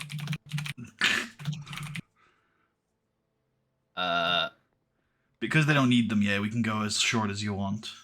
2, I guess, works, yeah. Cool. Festus is on drugs. Is Punk gonna save him? Punk ain't gonna save nobody. That's we've said this before on a stream. I love so much that, the retroactive canon... Or no, maybe I just messaged you this, buddy. Yeah, I've seen you told me it. Yeah, I think it was a message. But, the retroactive continuity of Jesse was drugging Festus the whole time. Tremendously. And since he's gone, we don't really have to deal with the consequences of just making that up. This guy was drugged by another man the whole time. So I'm not sure if you completely got where I was going with this next angle. And I'm not sure I did either. But I like to think that now Rene Dupree has entered a new state of mind. This is Ultra Instinct RSD is what we're dealing with right here. Yeah. So new theme. We're finally ditching the La Resistance theme after 3 years, even though it's so based. I know, it's tremendous. But it's time for Rene to have this is his run. This is his do or die. Okay? So you should just get a guy here and just one punch him and kill him. Okay, I like that as a start. I was going to do... So there's 2 ways we could start it. I like yours, and I'm actually leaning towards yours, but I'll tell you where I was going to go. Because remember, this is about him having bangers. So I was going to start with, an ultra banger. Maybe even Chavo Guerrero. It could be quite cool, in my opinion, if Chavo loses tonight. Yeah, I like that. Yeah? Okay. You know, I like that. Yeah, okay. That's great. Cool. So I think we should have the angle, though, where... maybe... I got an idea. Just have Taz here. Just so Taz and Cole both right on entertainment. 1 minute. Where Taz says, "Michael, I gotta be right back," and he leaves the booth, and we go to commercial. 2 minutes on that, please. Oh no, I did say 1 minute. You're right. It is 1 minute. I'm crazy. Then let's do the Raw rebound as when we come back from commercial.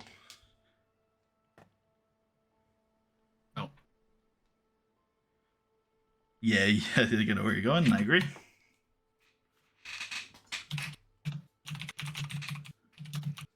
Lashley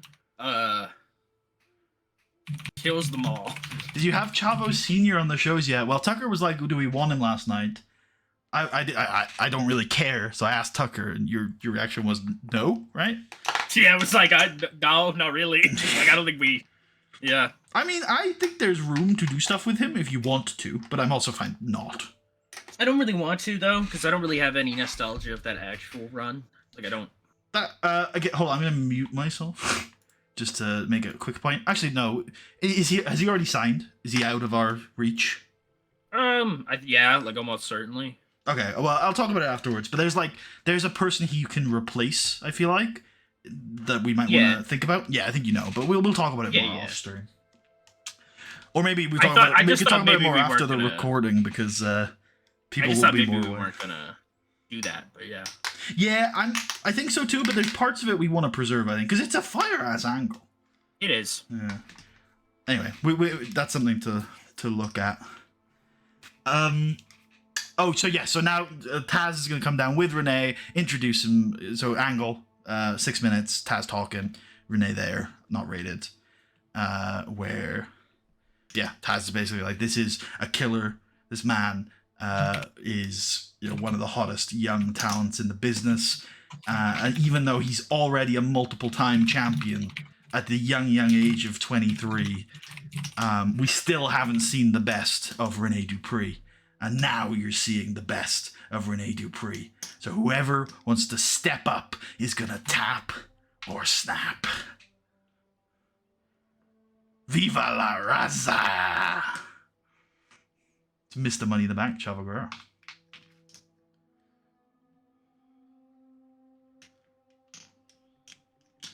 This could have done with being a 3-hour SmackDown, but I think it's okay. I think we're alright.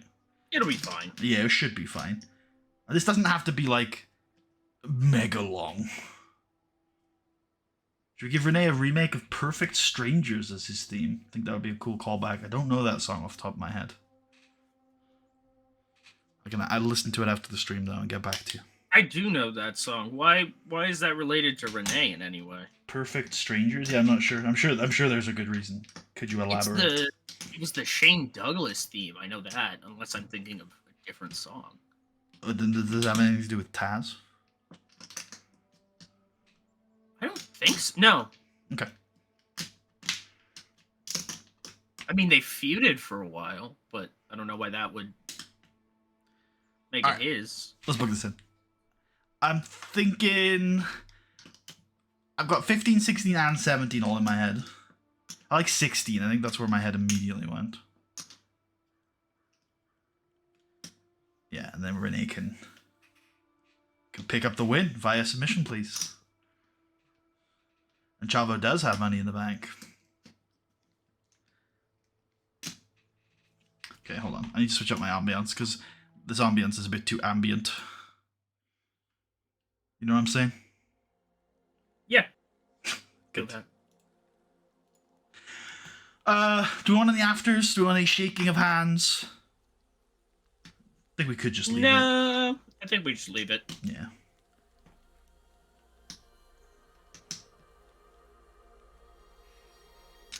Ooh, we're really close to the main, and we're getting close to being too high. Just do the main real quick here. See what the hell we have to do there retroactively. I'm just conscious if we do the main, we have to do the post. But yeah, we do. We kind I mean, it was always going to happen. We always have to. We have to show this hand eventually. You're right. You're right. Okay, let's do it then. How long was this in real life? Let me go check, even though I don't think we're going to be able to replicate it. Not that I necessarily want to, if I'm going to be completely honest. You know what? Actually, I'm not going to go look. I don't care. This is definitely like an 8 to 10, isn't it? In its ideal scenario, in its ideal form. I like 8, probably. Okay. But it's a brutal 8. You know, they're throwing each other against the cage and they're brawling. And, you know, they're bombs from moment 1. They are. Can we do it in 8? Because the idea of this is that, yeah, it's bombs from moment 1, and then they both realize that actually the only way that either of them are going to win the world title is by escaping. And then, you know, they obviously try to escape at the same time. Have you ever seen this match? Am I sorry, I'm assuming you never have. Oh, okay. So yeah, it's brutal. It's rough. They both get really fucked up, and then it's a draw. Their feet hit the ground at the same time. Oh. Yeah. That's crazy. It's continuing. The whole idea is that neither of them, like, they are just so evenly matched. They are the same. Opponents. Yeah. Yeah. Because it's even in Hell in a Cell, which was supposed to sort their differences out, it ends in a smosh finish with Edge, right? So they never the only clean match these two ever have is Mania 23. Otherwise, they're perfect opponents. Generational rivals. There you go. Do you think could we get these two to wanting to escape the cage with? I think so, because the idea, of course, is while they don't. It's not that they don't like each other. It's just that they are just generational rivals. So I don't think it's that crazy that they want to escape the cage. I might give this a little more time. Yeah. Also, I've opened Taker's cage match profile to go and find this match, and it says his background in sports is basketball. It's probably true. Do you know anything about that? I don't actually. Maybe you've been too harsh on the Undertaker, Tucker. Maybe you share a passion. He's one of mine, is he? Maybe he is. Maybe he wants to have arguments about greatest versus best or whatever the fuck it is you talk about. That's exactly what we talk about in basketball circles. in the Very different thing, buddy. Taker knows Can't tell me ball. otherwise. Taker knows ball. If you're happy with 10, I'm happy with 10. Yeah, I think 10. I like it because I think at some point both these guys realize that neither man is going to go down. Yeah. And so the only way to win other than killing the guy is to leave. And I mean, they're not really gonna try to kill each other. Like they're not that. It's not like that. Mm-hmm. Oh my God! It's Ken Shamrock. He's back. And he's attacking the Undertaker for some reason. He just runs to the ring and just starts lighting Taker up. He's just like, ah! Just absolutely fucking smashing it with punches and kicks. Ken Shamrock is back, and he's set a statement. He's coming after the Undertaker, and he's coming after the World Heavyweight Championship. 4 minutes. He just lights Taker the fuck up. He just fucking so base. The most dangerous man on the planet has chosen his next target. It's not even a man. And then, as the show is going off air, Viva la Raza! It's Chavo Guerrero! I think we do the angle. Nah, maybe we don't. Maybe we have to do the angle. At least a 1 minute angle. Because otherwise we're just going straight into a match, which doesn't quite work, I don't think. Here we goddamn go. He's cashing in! His money in the bag briefcase!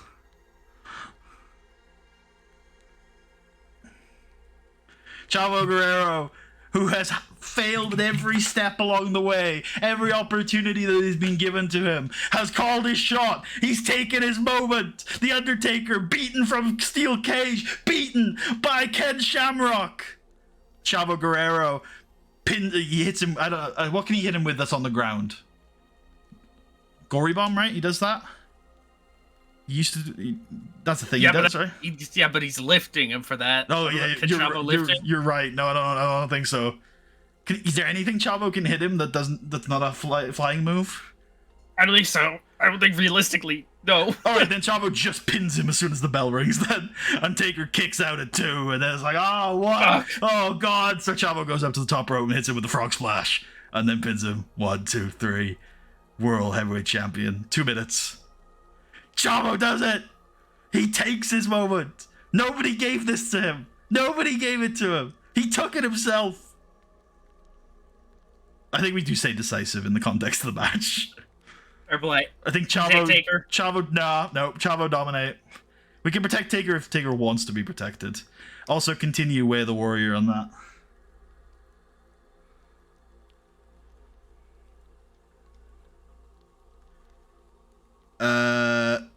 Yeah, you can throw Undertaker protect and to keep strong. Actually, that does make sense. Cool. You also might want to change the name of that match. No. Big thing. Maybe you want to change it to something a little bit less obvious. Thing. Okay. All right. Oh shit! We're within the bounds of the show, but we are too damn high. So who are we missing on this show? Who can get first of all these 3 minutes of angle time? MVP. MVP, yeah, and Nat Hart. So those are 2 angles we can book in. MVP can cut a promo on Doug Basham.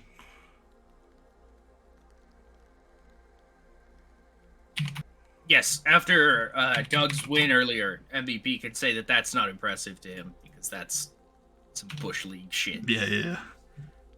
Go back to the bingo halls where both you and Sabu belong. Literally. Mid Basham.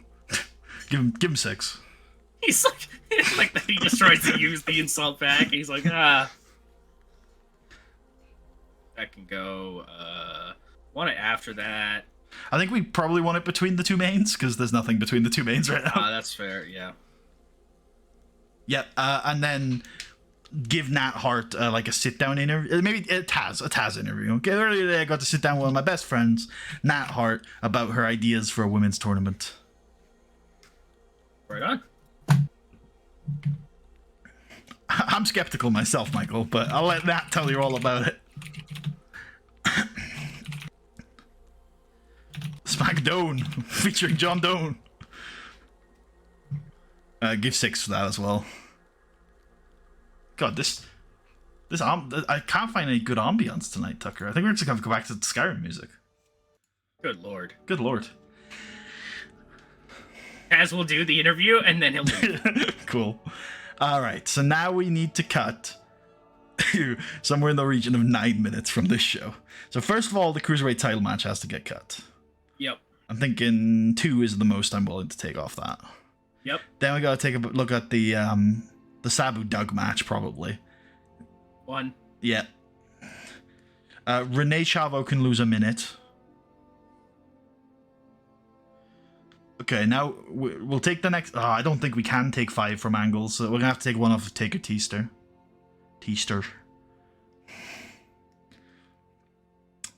Right, so now maybe we'll be able to lose 4 minutes off of the Angles. Helms' Haunted can take a minute. Yep. What did you give to the Jesse and Festus? Yeah, you can take a minute off of the Jesse and Festus thing. I guess you can take 2 minutes off of Taz and Nat, because it's a woman. Real. And nice. We just about made it, boy. Hell yeah. All right. Okay. Close. So I have a suggestion I thought about the other day. What's cracking? And I'm okay to just do it normally. It's just a slight tweak to the format that on occasions like this, and I know the spoilers are a very minor thing, and I get that, and I'm with you. And I assume that would be your position, and I agree. But if we did want to completely eliminate spoilers from this show, either, like, my position was, I think it's okay, even though it's tradition to start on this screen, if we started on the first angle. Another alternative, if I don't know what your situation, like, I don't know if editing is even viable for you now, but we could just skip through that little, if you could just cut out the portion between us going to the booking screen and clicking run, then, again, it would just completely eliminate the possibility of spoilers. We'll just start on the first angle, honestly. Okay. It saves me some time. Cool. All right. You ready to go? I am indeed. All right. 3, 2, 1. Hello, everyone. Welcome back to 2007. This is a random SmackDown in June. It's not a random SmackDown, because the hottest show ever. Tonight, The Undertaker, Batista, Steel Cage match. And I'm realizing now, I know we've just started the episode, we've given one of those two a promo, but not the other guy, and the other guy's the guy I had a promo for. But oh well. Steel Cage match for the World Heavyweight Championship. These two men have gone at it all summer, and tonight we might just find that they settle their differences. This is one of the benefits of the new format, the SNME format, is that sometimes I think we have the room and the space to bring you occasional highlight episodes of the TVs. And this is the very first, I think, TV that's ever been broadcast here on Silly Tuck from this series. But it's not, don't get used to it. It's not going to happen that often. He says, as I'm pretty sure we're going to show a Raw in a couple weeks' time. But it is something that I pitched to Tucker as part of the benefits of the SNME format.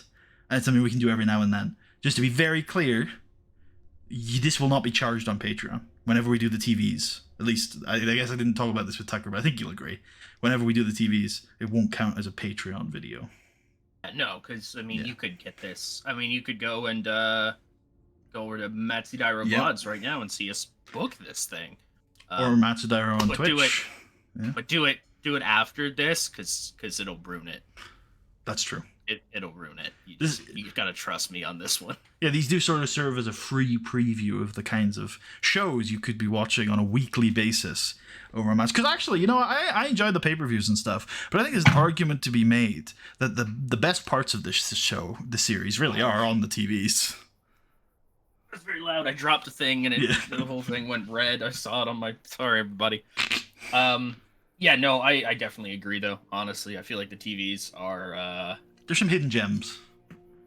This Raw, I mean, in fact, the Raw we just did on this stream was being hailed as one of the better Raws of the year as well. So, you know, by me and someone in chat. Let's go. Let's go. Anything else you want to talk about with SmackDown? Well, where are we? Is there any storylines you want to go over with people? Anything other than Taker Batista that we want to cover here on SmackDown, or do you want to just dive right into it? Yeah, I was going to touch a little bit on... So we're in Portland, Oregon. This is the start of SmackDown's West Coast tour. Really, the company's West Coast tour. Yep. But regardless, Taker and Batista have been going at each other all year. Teddy Long wanted a big hot match to open up this West Coast tour. And so tonight, Steel Cage, Taker defends the World Heavyweight Championship against Batista. We've got a Cruiserweight title match on the docket. In a tag team match last week, Brian Kendrick pinned Roderick Strong, which gave him a title opportunity. And that's what you'll see to open up the show. It's literally the very next segment on this. Because we start with wrestling here on SmackDown. Yep. And I think that's it for everything announced. Anything else can kind of just be explained, I think, as we go through the angles and whatnot. Sounds good to me. All right. Cruiserweight title on the line. Strong Kendrick. Let's do it. Nice. Yeah, a nice, quick, a brisk and exciting cruiserweight match between someone we've gotten used to in the tag team division, Brian Kendrick. We know all about him, and someone actually we've gotten quite used to lately in Roderick Strong as well. Two strong cruiserweights kicking off our Western tour, showing the kind of action that you can only get here on Friday nights. Yeah, these two are pretty much going straight from the starting point. They've wrestled in tag matches throughout the winter of last year. And so there's some familiarity there. There's no feeling out in this one. They just go for it. And Roddy gets his best shot in before Kendrick can. Yep. And still. Moving on. Gregory Helms is backstage with Josh Matthews, who asks him, what the future holds for Greg Helms. And he says, Josh, last week was a bit strange, but I'm sort of putting that behind me, and I'm looking forward. There's so many opportunities here on SmackDown. I still weigh enough that I could be part of the Cruiserweight division. I could still go after Montalvo and Tavius Porter, The Undertaker. There's so many opportunities here on SmackDown, and I've spent a long time getting in my own head about being negative. It's about time we look at the positive. And then the lights start flickering. He's like, what the hell's going on? And then the Minitron it's the Undertaker responding to his challenge. The Minitron goes static, and then there's a strange man holding a clock. He says, Gregory Helms, time's up for you. I'm coming to get ya. And he smashes the clock on his head, and then a random face-painted man appears in the interview booth and just beats the ever-loving shit out of Gregory Helms and smashes his head against the Minitron. It's a random face-painted man. We've seen the Boogeyman multiple times before. Yeah, but he's not over. He's not recognizable. He's unimportant. Oh, I see. Right. We don't know who he is. Who is this man? Moving on. Last week, Mr. Kennedy was eating fish. Comforting which horrified after his loss of SNME. Yeah. He was eating fish, and that horrified Shark. This week, a Shark has collected Kennedy and has sat him down in front of a projector as he takes him through fish sensitivity training, as he teaches him the core tenet to living life truly free, and that is that fish are friends and not food. And Mr. Kennedy thinks this whole thing is funny as fuck. Yeah. That Shark cares at all about what he's eating or fish. I'm sure the fish are very concerned about your career, Mr. Shark. Fucking this guy over here, am I right? Yeah, Kennedy wasn't aware of what he was doing, but now that he is, he finds it absolutely fucking hilarious. He actually asks Shark whether he could introduce him to some of his tasty cousins. Oh my. Then he walks off and Shark's like, you'll pay for this. Batista, tonight, inside 4 steel walls, our rivalry comes to an end, and just like at WrestleMania 23, and just like at SNME, you will rest in peace. And then we don't have a Batista interview, but caged animal. You're not locked in. I'm not locked in there with you, Taker. You're locked in there with me. Sabu is in the ring. He's requested a tables match tonight against anybody in the back. He's gone through a couple losses lately. He wants to try to avenge it. Doug Basham comes out. A man attempting to make his name as the #1 contender for the United States Championship, currently held by MVP. He is termed, he's coined the term mid-tell Vontavia supporter. Doug Basham goes into the tables match with Sabu and puts Sabu through a table. I like to think, because I think this is funny for Doug's character, that it's very fluky. Like, Sabu's set up for a superplex, and Doug just, pushes him. And he's like, oh yeah, I did it! And now he can, brag about it for a couple weeks. I put Sabu through a table. But it was, it's quite fluky. Doug Basham wins. There you go. That's all that matters. Backstage, Crystal Marshall stands by with SmackDown's newest tag team duo, Deuce, Domino, and Cherry, I guess it is. I'm also here. That's what she sounds like, is it? Wow. Yeah. Damn. That's my Cherry voice. I'm also here.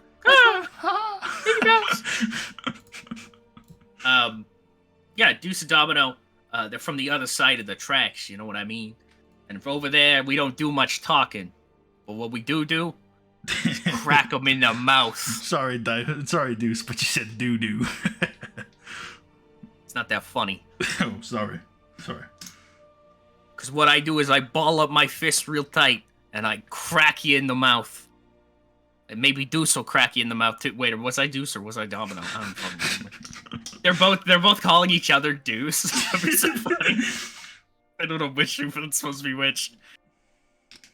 But yeah, we're here not to do any talking, but to crack you in the mouth and win tag team gold, because that's what we're supposed to do, I guess, in this line of work. I don't know. My dad was in waste management. Hell yeah. Shout out to the waste management community. The Real Heroes Society. Yep. We got to a shack in the middle of a fucking forest. We're here. A man with long hair emerges from an outhouse, and he's got papers in his hand. And he looks very urgent. He goes into the big cabin, knocks open the door, and he says, Festus, I got some news, boy. And this fucking hulk of a man, sits up in this bed. We don't really see who it is, and then suddenly we get this look of just this absolute giant monster. And Jesse says, do you know how to get to the West Coast? I don't. Maybe we could take a cow. And then screen goes black and a wooden board can swing down that says Jesse and Festus coming soon. Hell yeah. Earlier today, I got to sit down with one of my best friends, Nat Hart. She's proposed a women's tournament, and I'm a little bit skeptical. But here's what she had to say about it.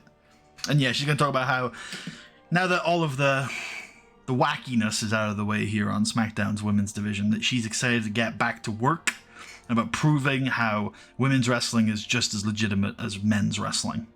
Neidhart pauses for a moment. Okay. And then resumes talking. It's like, sorry, I felt something. Okay. And so she's really excited. You don't remember, you don't know what I'm doing. That's fine. That's fine. I don't. Yeah, I don't really. I know there are things that are being left unsaid here that I'm happy to explore. But actually, go on. Just do you want to explain what you're talking about? Neidhart, I think she said this before actually on screen. Yeah. Okay. I think I know where you're going. Yeah. Go on. The evil is gone, but there's still something here. She's like one of those people on like TV you like hunt ghosts. There's something here, definitely. It's angry. I think she can conclude with she's really excited for the who's going to show up. You never know. Yeah, could be in for some surprises. No, I think you're adding some good context. Yeah, it's going to be ideally 6 SmackDown women, 2 women from Raw if we can get them. I still don't think that's being confirmed. I'm still working on the format. I still think I want some buys. Yeah, Taz is like, of course you would want to buy. Hey, what's that supposed to mean, Taz? I'm a 3-time women's champion. What, you think you're better than me, Taz? You think you're better than me? Would you not take a buy? Would you not take a buy? You'd take a buy. I think this interview's done, Nat. He closes the book very dramatically. I think this has been good. That's where we'll leave it. I think we're good, Nat. Yeah, I think we're good. We're cool.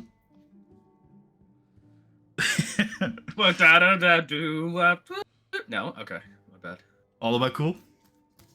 He said he was cool. Taz, we come back to the announce table, and Taz says, yeah, wasn't that an enriching conversation, Michael? Michael's like, yeah, I mean, I think I understand a little bit more about this women's tournament, but when we know when it starts? Yeah. Taz suddenly checks his watch and is like, oh, I gotta go, Michael. I gotta get out of here. And Michael's like, what?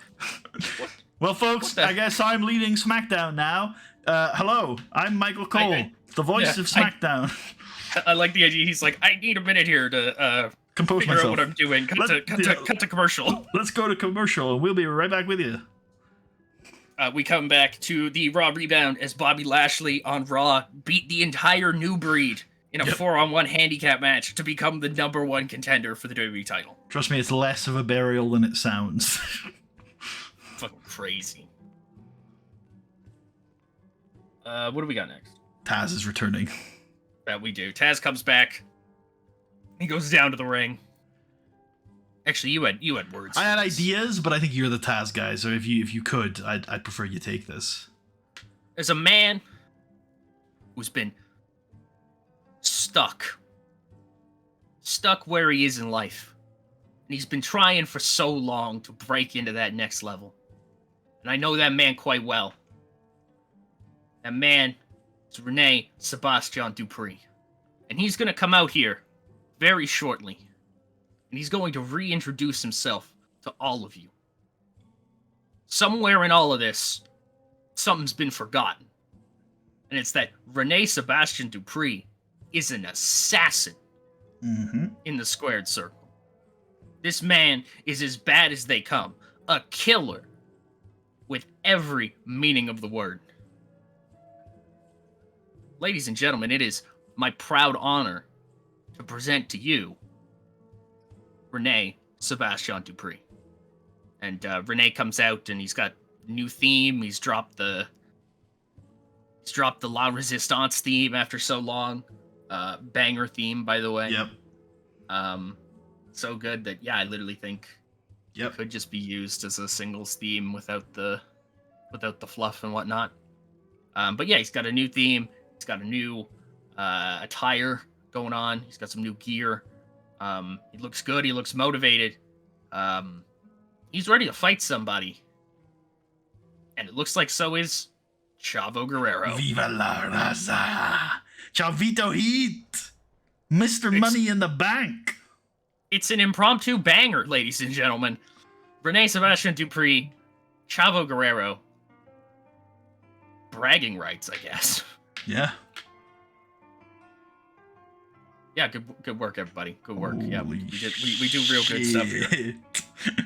And yeah, these two have a close clash filled with respect and sort of gritty mat wrestling as two of the very best in the biz right now at this style clash. But in the end, it is Ultra Instinct RSD who picks up the win. Oh wait, hold on, Tucker. Yes. I'm confused. Yeah. Renee's... I am actually genuinely confused. Is Renee a face or a heel? I believe on paper Renee's a face. And Taz is a heel? I think so. Okay, I'm still confused, but I'm a little less confused now.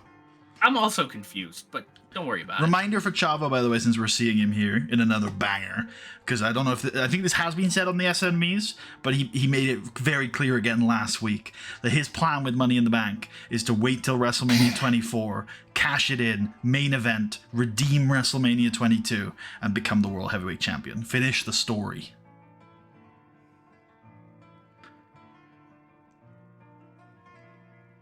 Cut to MVP.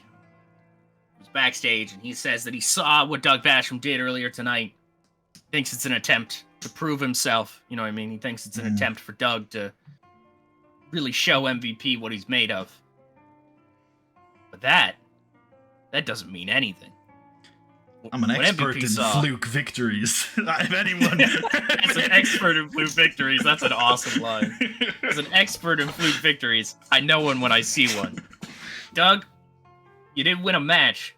You pushed a man through a piece of furniture. People call you the Bash Man. As far as I'm concerned, you're the Mid Man. Yeah, that's the good bit where he uses the thing and he doesn't really know what the hell he's doing with it. Tucker, I think the cage is lowering. I think it's time for our main event. Oh shit! We can push MVP off the interview area. We're done with you, bro. We're done. We got big boys now. So, WrestleMania, Undertaker wins. Last man standing, it's a draw. Tucker, who's your money on and why? In a cage. It's gotta be Batista, right? He's a caged animal. The Undertaker is taller. If it comes to a climbing out of the cage scenario, which, I'll be honest, I don't think either of these guys are going to try to go for, right? These guys are I disagree. good men. I disagree. I think they're competitors. I think they know that they are perfectly matched. These are two men who are very, very similar in level of ability. We've seen that at Last Man Standing. We saw that at WrestleMania. The only reason why Taker had the edge at WrestleMania is because that was his yard. Tonight, I think we're going to find out that one-on-one in a straight-up wrestling match, neither of these men can put each other away. And I think they want the world title so badly that we're going to see them try to escape the cage. And you're right. The height might be the advantage Taker needs to pick up the win. Here we go. And they do indeed try to escape the cage, but once again, it ends in a draw. And like I was saying to Tucker in the booking of this match, as we say from time to time, I actually just really like the real version of this match.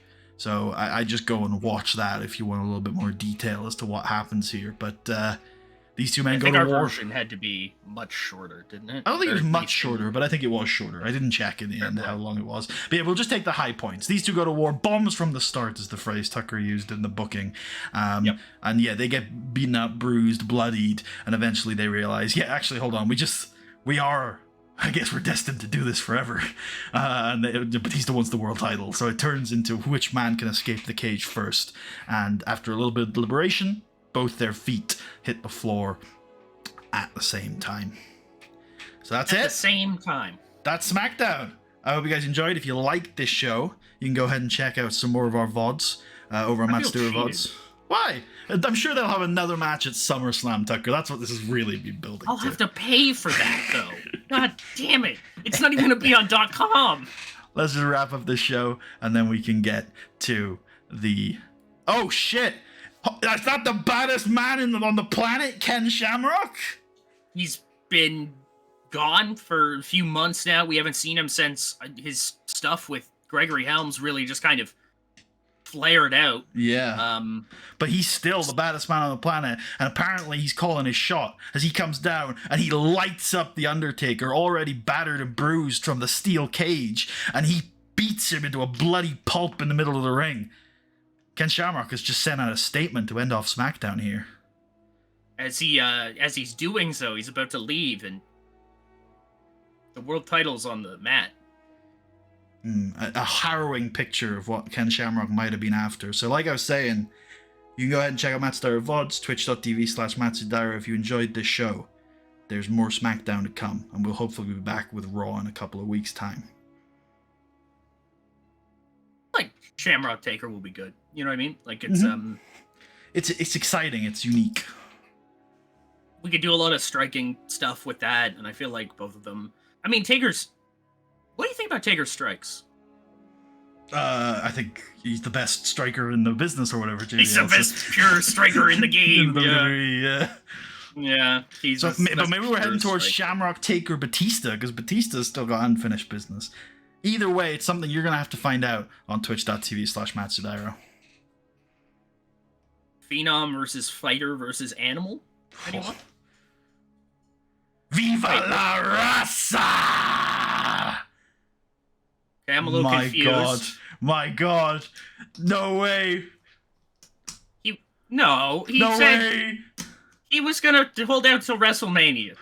He's coming to check he's on a the Guerrero, Michael. He lies. He handed it to the ref. He handed it to the the bell has rung. Oh no! Chavo Guerrero said he was going to redeem it. Maybe he will redeem it. He's not been given this opportunity. He's taking his moment tonight. Bell rings. Chavo goes right into a cover. 1, 2, Taker sits up. Yeah, sits up out of the pin. Chavo panicking, just kicks him in the chest. Fuck. Just kicks him in the chest. He falls down. Chavo's like, what do I do? What do I do? What do I do? He goes to the top rope.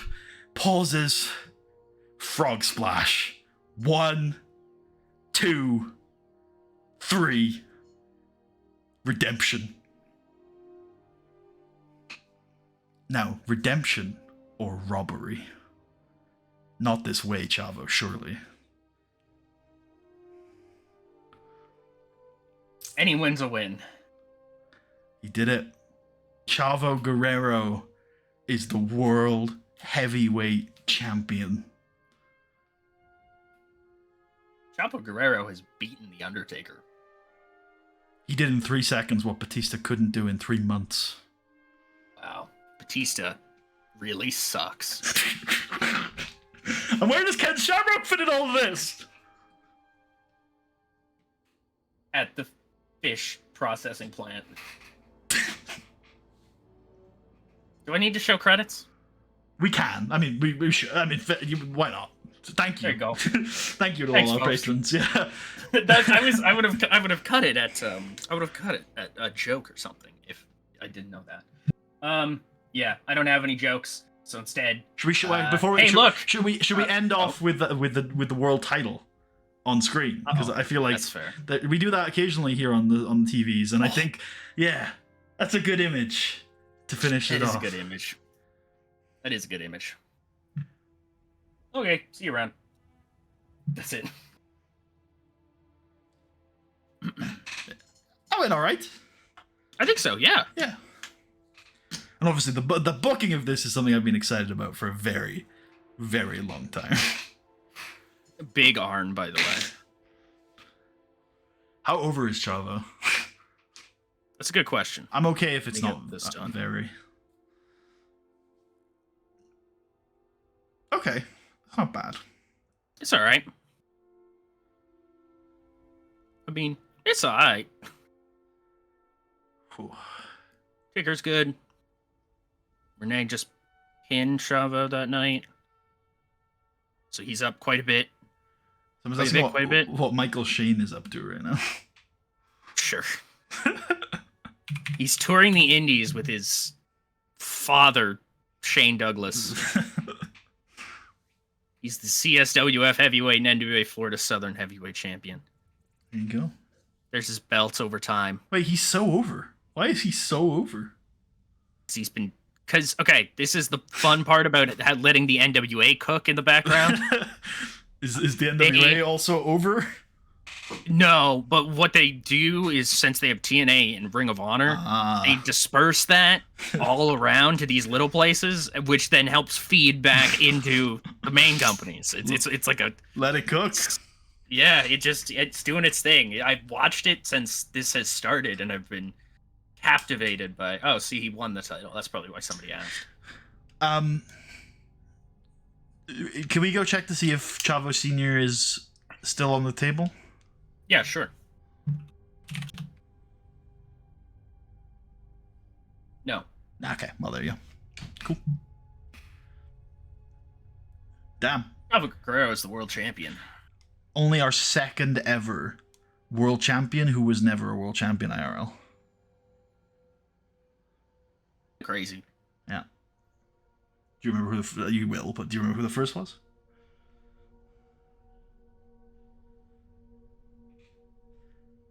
Oh, wait, world champion? Yeah.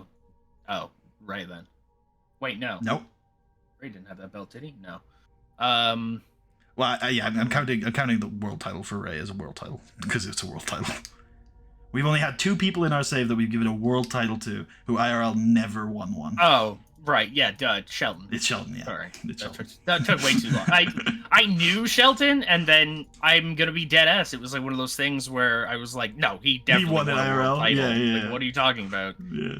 Shelton Benjamin. Everybody remembers him. Like, he wasn't just another guy on those rosters. Pain. Okay, so like I was saying to you, by the way, this Taker Shamrock feud, they're wrestling at SummerSlam, so I'm gonna need some help to get it there. That's when I pitched the burning cross on the lawn. Yeah, I remember that. That is when you pitched that. Yeah. That's a good bit, I'll tell you. And I'm thinking now that we set this up, Chavo's first defense, like being against Renee, could be fun. Yep, I like that too. Rather than we can keep Batista, because he's definitely going to feud with Batista a lot, but we can like push that off a little bit. I'm thinking maybe the Chavo Batista match where it's like if Batista loses, he can never challenge for the title again. Yeah. That can be the SummerSlam match, maybe. I like that. I like that a lot. Hell yeah, dude! Chavo world champ. Let's Hell go. Yeah, brother. I still made it. I'm gonna put this out to chat as well because this is something I still haven't resolved in my head. Is Chavo Guerrero right now? Because of course it can change over time. But right now, when he comes out next week, is he a face or is he a heel? I would say stronger than that. How do you feel? Are you just happy he won the belt, or I don't know? Would you like to have seen him do it in a different way? Because I think that's more important to how the crowd reacts than anything. Because it's not like, is he a good guy or a bad guy? We're not asking ourselves that. But we're like, are we disappointed in him for this decision? Or are we just happy he got it done? Yeah. Because Money in the Bank has, like, a big pop factor to it that can kind of mask. Because, like, when Edge cashed in on Taker, he got a massive pop here. But he was clearly, you know, a bad guy. Dolph Ziggler on Del Rio in 2013 or whatever is, Ziggler is the heel, and he's the most over fucking babyface you've ever seen in your life. Well, I think didn't CM Punk cash in on Jeff Hardy once to a massive pop? Yeah, I think so. That mechanic just makes anybody a big babyface. It's a cool thing. Because, like, surprise, new champion, wow. Yeah, because that's what it is, basically. It's like you're watching this now. Like, this guy's going to do it. Wait, Carlton says that both the fish and Manzana Dorada was his gimmick. So Manzana Dorada, you're right. But I don't think you came up with Shark. Surely we were... I'm sure I was Shark, right? Because I was like, Because I was like, oh, we're going to do Sean O'Hare and Animal. I came up with Shark. Did you? Okay, fair enough. But didn't I say I wanted him to be some sort of animal? And I was like, maybe it needs to be an aquatic animal? I thought because I remember specifically my reasoning in laying it out to you was because animal on the land, hawk in the sky, shark in the water. Yeah, I think you might have like came up with shark, but I think I was like, I want an animal for him. And then I think I remember you saying shark, and then I was like, with a Q, right? And you were like, no, and you shot that down. You shark. Because he was Road Warrior Shark at the start, wasn't he? Yep. Yeah, and now he's just Shark. Which, yeah, like I had to win It's Over into letting him just be Shark. Yeah, I think also what the interesting thing with Shark is that when you tried to like push him a little bit, I didn't really like that a ton. And then when we stopped doing that and he's just blended into being a part of the show, he's actually become a really big part of the show. Like Shark is definitely like a character. He's a part of our mid card now, in a big way. And he's fucking Shark. He's on like the list in face paint. Like it's crazy. I don't even know if he's in face paint anymore, to be honest. I think he's got a bit of face paint. Okay, fair. I thought he could always just drop that. He's Shark. I still like. I get what you're going for. Oh, and he was the water, by the way, because he was surfing Sean O'Hare. Initially. Yeah, exactly. I knew that. That's why I think I pushed for it. Like that's why I think I know, but I just had forgotten. Oh, I see. Well, no, I didn't forget, but it'd be for somebody who doesn't know. You know what I mean? Like, why the fuck? What is Sean O'Hare in water? Like, what? Yeah, it's all because Putty was like, we should make him a surfer, and I was like, oh god, I want to die. Carton says that the Kennedy eating fish to piss off Shark was his idea, which is true. That is true. That's what I had thought he had said, because I had just heard you say fish, and then I was like. Yeah, my assumption was he meant he was trying to claim credit for Shark, and I was like, how dare you, sir? How fucking dare you? Shark goes back to 2005. Like, is that true? Was he really Road Warrior Shark by 2005? Well, we'll see, because I'm pretty sure, is it not called LOD 2005? You might be right. It'd be in personal info. There you go. Can I see his 2005? Can I see when in 2005? I'm curious now. Animal and Sean O'Hare there in June, so it's been 2 years. Man, that's crazy. That is crazy. He must have had periods where he's been off the show, to be fair. But he certainly has, right? Like, look, yeah, that 06 is barren. Yeah, he works like maybe once a month sometimes, and then he gets kind of heat up in here. Yeah, the Shark Tank match. Yep, and it's been pretty quiet for him this year. But he's been quiet, but he's sort of always been around. Yeah. Like now, he hasn't wrestled in ages, but he's been on the show all month. Yep. He's not that over, to be fair. He overperforms, to be fair to him. Oh, he always does. Yeah, Sean's pretty great. We made it to the Chavo cash-in, Tucker. Let's go. We did make it to the Chavo cash-in, which is crazy. I remember pitching that. I was like, "Oh, tell you what, if we're gonna do Edge, if we're not gonna do Edge, let's do Chavo." And I was like, "Yeah, that's gonna be a good." Because who are we gonna give it to this year? Because it wasn't originally Chavo. There was a guy we had in our heads for ages that wasn't Edge and it wasn't Chavo. Wasn't it just Ken? It might have been Ken, but I know we had Ken win it last year. Unless this is the spot for Ken, like always. Oh, maybe you're right. Maybe I'm thinking of the 06 Shamrock pitches. I think you might be right.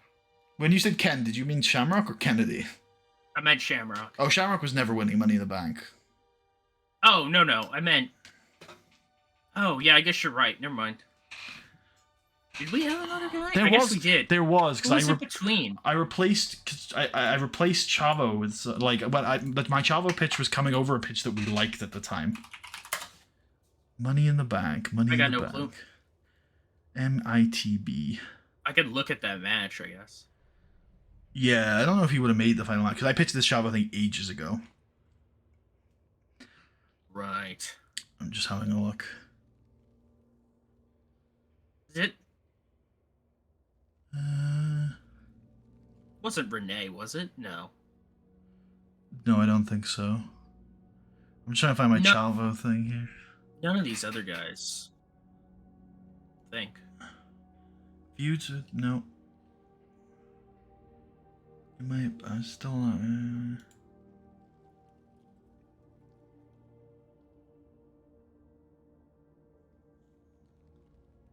Oh, I think it might have been Edge. Just winning it again. Just straight up winning it.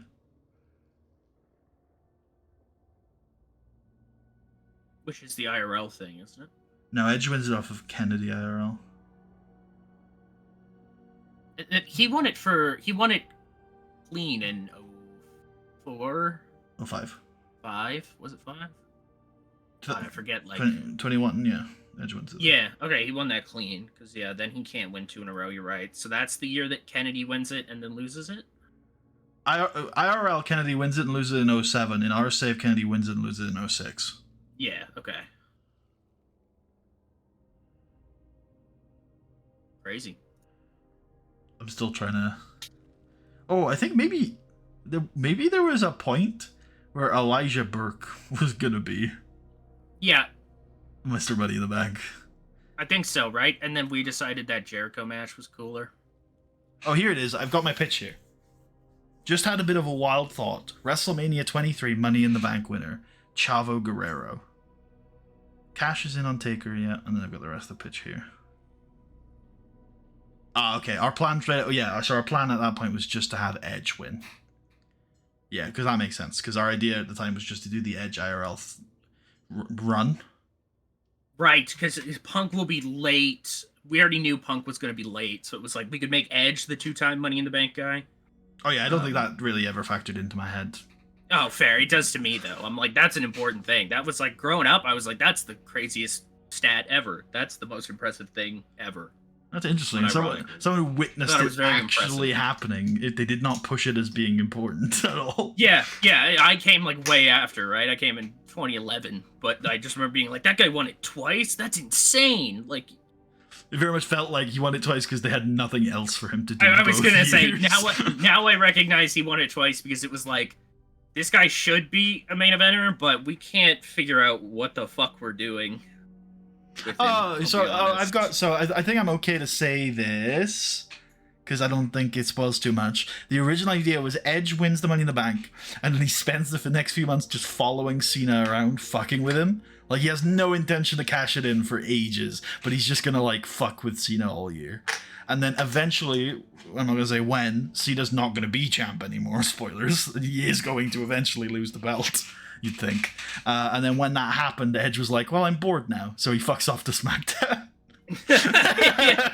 Yeah, the guy who's now champion, I don't really like the idea of messing with him. I should get out of here. Yeah, so I think it was Edge. So I don't know. In my head, I always thought we had like a stronger alternative than that. But actually, now that I know that, this was definitely the best timeline. Setting that and setting this too. Renee Chavo also banger. Also, that Taker Batista cage match also fucking banged. Yeah, they both got 92. Yeah, incredible big stuff. Incredible. Taz promo was lit as well. I saw one thing I noticed while I was booking that show. You probably noticed it as well. Yeah, is that Taz being on comms and also being Renee's manager is a little awkward. Oh, it's hella awkward. So we need to have some thoughts about how we might look at resolving that at some point. Do you have any plans for ECW revival? Yes, we did it last year. We did our little ECW storyline last year. If you're talking about the third brand, which I assume you are, and I think Putty either knew that and isn't entertaining it, or didn't know that. There were talks about it at one point, but ultimately it's just a lot smoother to keep it to 2. I don't think, it would take a lot more time to book even just an extra hour, I feel like. We felt like that at the time too. I don't know. It just, Raw and SmackDown flows a little bit better than stopping in the middle of the week to do something else. Also, I mean, it wasn't exactly a high quality product. Yeah, exactly. And like also it would harm the other brands because now we have to take guys off these shows to. Oh yeah, there's that argument that like if we're not going to end the brand split, we need to actually have stars on both brands. Which is funny because imagine that being a concern for us at some point, man. What do you mean? Go on, elaborate. Well, let me. Don't vague post. Tell me exactly what you're trying to say there. I think we're pretty healthy. I think SmackDown's heavyweight division has 4 guys. I think that's all it needs. I think that's true, but it's precarious. Fair. Yeah. I'll say this though. There's a lot of people like in the upper mid-card range who could very easily be in the top stuff. I was including upper mid-card guys.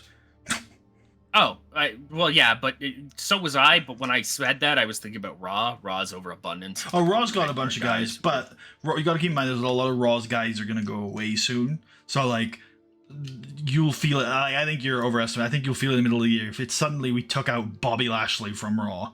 Be like, oh, actually, hold on. How many people do we actually have here? Like, we're already talking. You know who our pitch is to win the title later this year.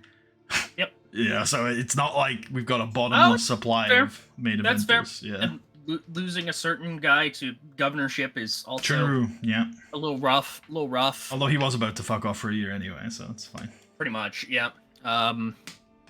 Yeah. A little sad for me. I don't get to do my stuff with him, but ultimately, also, and you could probably eventually. A good thing. Who knows? Probably a good thing, ultimately. Burn says I would have happily booked ECW as a third show. It's very ironic that in our last WWE save we did back in the day, there was somebody in the comments always asking to book ECW. NXT, I think it was, right? No, I think it was ECW. I'm almost certain it was. Oh. Yeah. Yeah, I also pitched at one point just me doing ECW. Yeah. On my own as a thing, maybe even on the Patreon or something like that, but which I didn't hate as a if it was more functionally if that could have worked functionally, I think I would have been okay with it. I didn't hate that idea. It was just I would have had a lot of fun like throwing on like a Saturday or something we tape it on, so then it doesn't affect anything we're doing in the week and I can just get there on an off day. And but I think my other concern with that though is that you would end up dissatisfied with the roster that you ended up having. Because I remember us talking. I believe so. And I was like, oh yeah, but you're not going to have Angle. And you're like, that's fine. I'll have Brock. I was like, what? What? There's no way I said that at some point. I'm almost 100% sure you were like, give me Brock. I bet I'm joking. Actually, you know what? No. I bet I'm probably not joking. I bet I was just pitching, like, names. Like, could I get this guy? Fair. I think he fits. Could I do that? Let me just look up Brock Lesnar ECW. No, there's nothing. Or maybe it was the Kurt one that you were like, I need Kurt. And I'm like, no. Yeah, I think it probably was me staking a claim on Kurt because he was there in real life and he was doing things. Or you'd end up like that would be your final pitch for guys. Is I'd be like, they need to leave, and you'd be like, well, could we at least send them to ECW? And I'd be like, oh, fine. You just end up with all these fucking bozos, and TNA would be starved.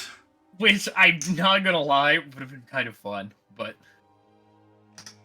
just book a product of, like, whoever the fuck is floating around. Like, oh, shit. I also think you have, like, minor unresolved issues with your old ECW save. I'm not sure how healthy pumping them into our 2007 fantasy book would have worked.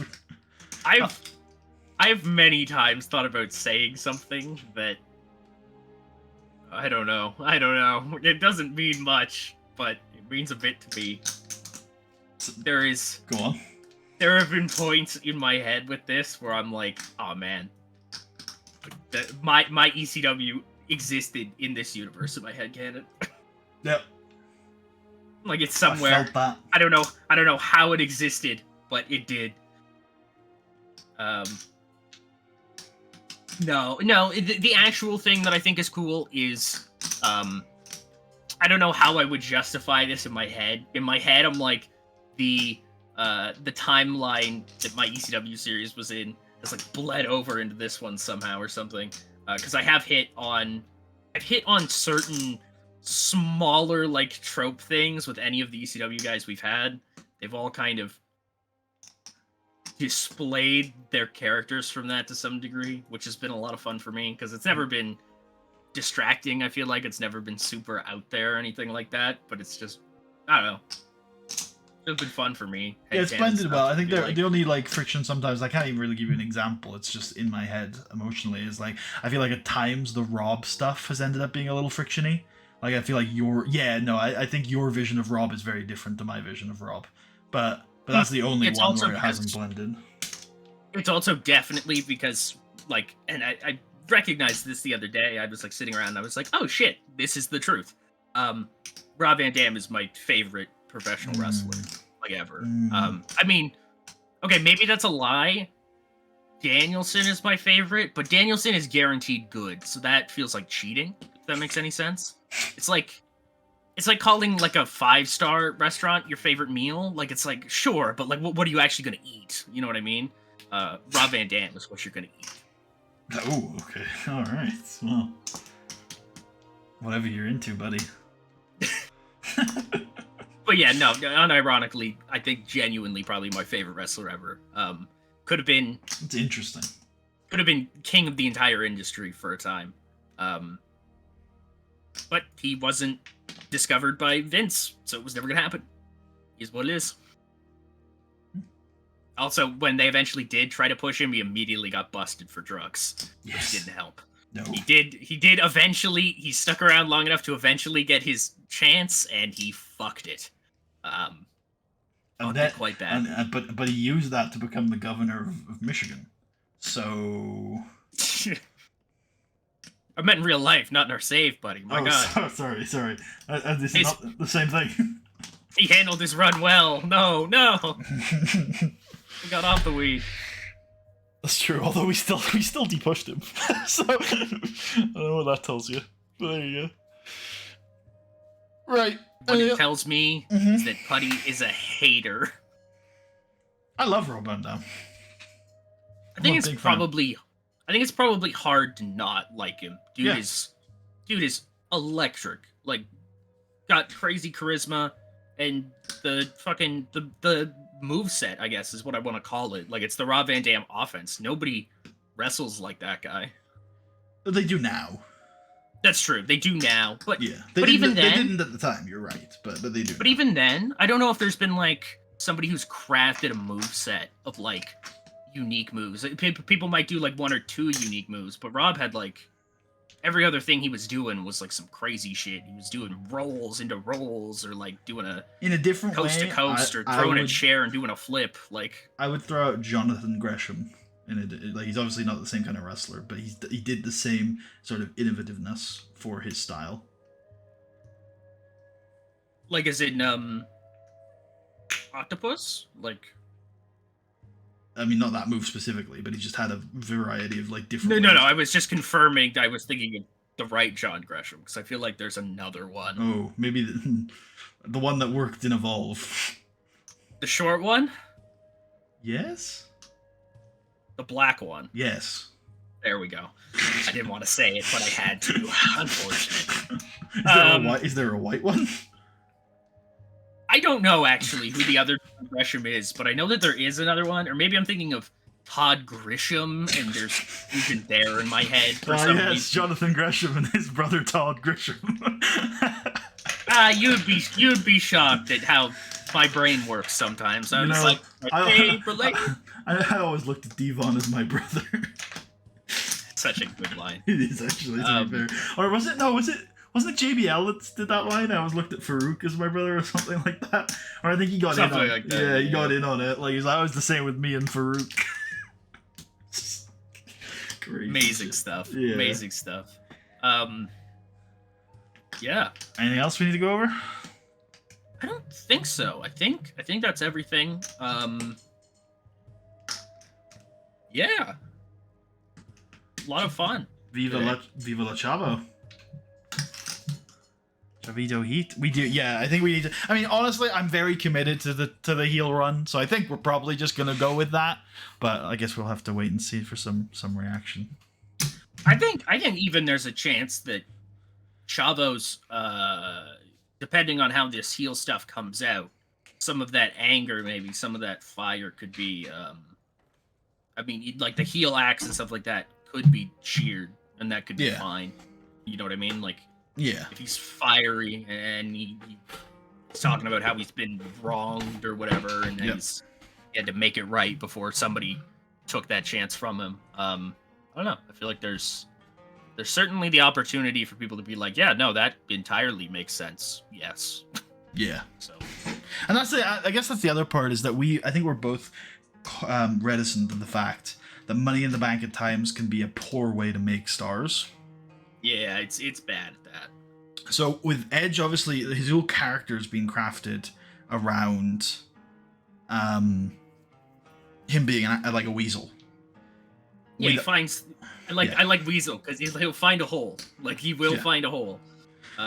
With RVD, he just cashed in. Like there was not sorry, there was what do you say? It wasn't the surprise factor, right? So it really, that shouldn't have any negative effect on. He did just beat John Cena. There was no fuckery there. Also, yeah, he called it well ahead of time. The Undertaker, the first non-John Cena man to be cashed in on. Just for the record, both IRL and this is interesting and too, because it did seem like when RVD did that last year, the GMs were on board with that, and that was kind of the direction Money in the Bank was going to go. You have to announce this thing. Clearly, Teddy Long has been slacking. He's not put the words on the page. The legislation is still out of date. Can somebody in public office please do something about this? A governor, perhaps. Governor Sadkowski. But what I like about this is that it is very much, I think, fit. It's not just we had Chavo win and Chavo cashed in. It was very much a culmination of Chavo's story, which was works exceedingly hard for every little opportunity he could possibly get, makes it all the way to the main event of WrestleMania, and then he fails or he loses.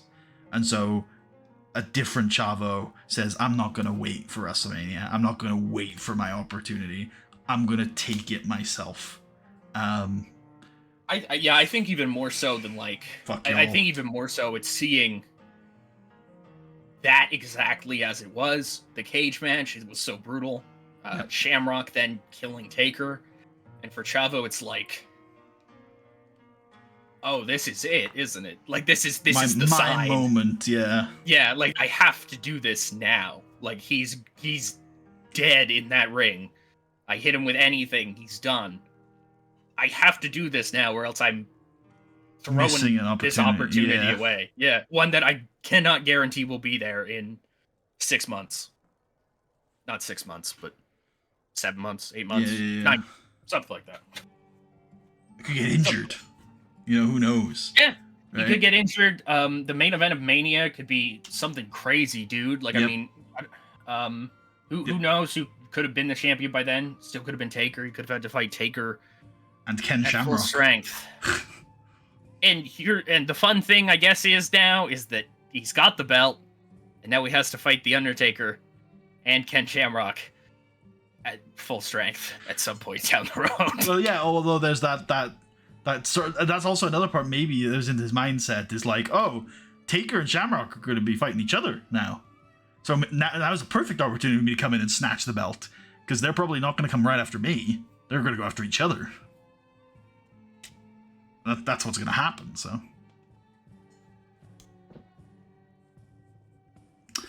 Right. It's how very opportunistic of him.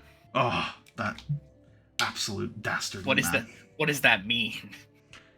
Also, of course, Guerrero never cashed in Money in the Bank IRL, and it's such a perfect gimmick for them. So it is, yeah. And also, I just think because I'm so glad we kept Chavo having the Los Guerreros theme. And we re-recorded a little bit, because there's lines in the original one where it says, like, Chavito Heat, but we just, like, focus it on Chavo, much like the re-recording focused on Eddie. Because we had Eddie take the heel themes and stuff, right, when we split up. Yeah, Eddie had Kraken. Yeah. God, that theme is so fire for, like, I was listening to Gangster Lane the other day, which is also a banger. Is that the same one? Oh, is it? I didn't actually know which song you were referring to when you said that. So. Kraken is It's About Time I Stepped In that Gangster Lean. Yeah, it's such a good, like, it's such a good heel song, and I think it's great for, like, I can only trust myself. I'm an island now, Eddie Guerrero. Like, yep. So and I think that song's such a perfect, like, pop generator for this Money in the Bank moment as well. So, yeah. Chavo Guerrero, one of the biggest glow-ups in the series, for sure. Very, very different character to IRL. Yep. Legitimate, like, carry job. Like, he's a ring general, Chavo Guerrero. Like, 100%. Okay, and I don't want to, like... Maybe not literally, but he is. Yeah. He's, like, our best psych guy, I think, in the whole company. Yeah, and I don't want to take credit for it, obviously, because this has been both of us over time, and keeping going with him and stuff like that. But it does come back to very first stream, I think, and just being like, I feel like Babyface Chavo is more fun. He's allowed to be kind of fun, derpy Chavo. I don't want to turn him heel. I don't want to bring in his dad either. And he was JBL's caddy or whatever, and he was involved with that JBL feud for ages. Obviously, the Orton Chavo stuff still remains one of my favorite feuds ever in the whole series. Cruiserweight Champion Chavo Guerrero, the stuff with Greg Helms was really cool. Just, he's had a long ass road. Right. Should we end it off? I guess so. Yeah.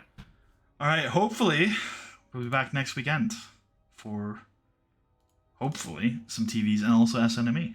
But I was gonna say Raw, SmackDown, SNME. Hopefully. Yeah, that'd be great. But we will see how things go. Thank you all for watching.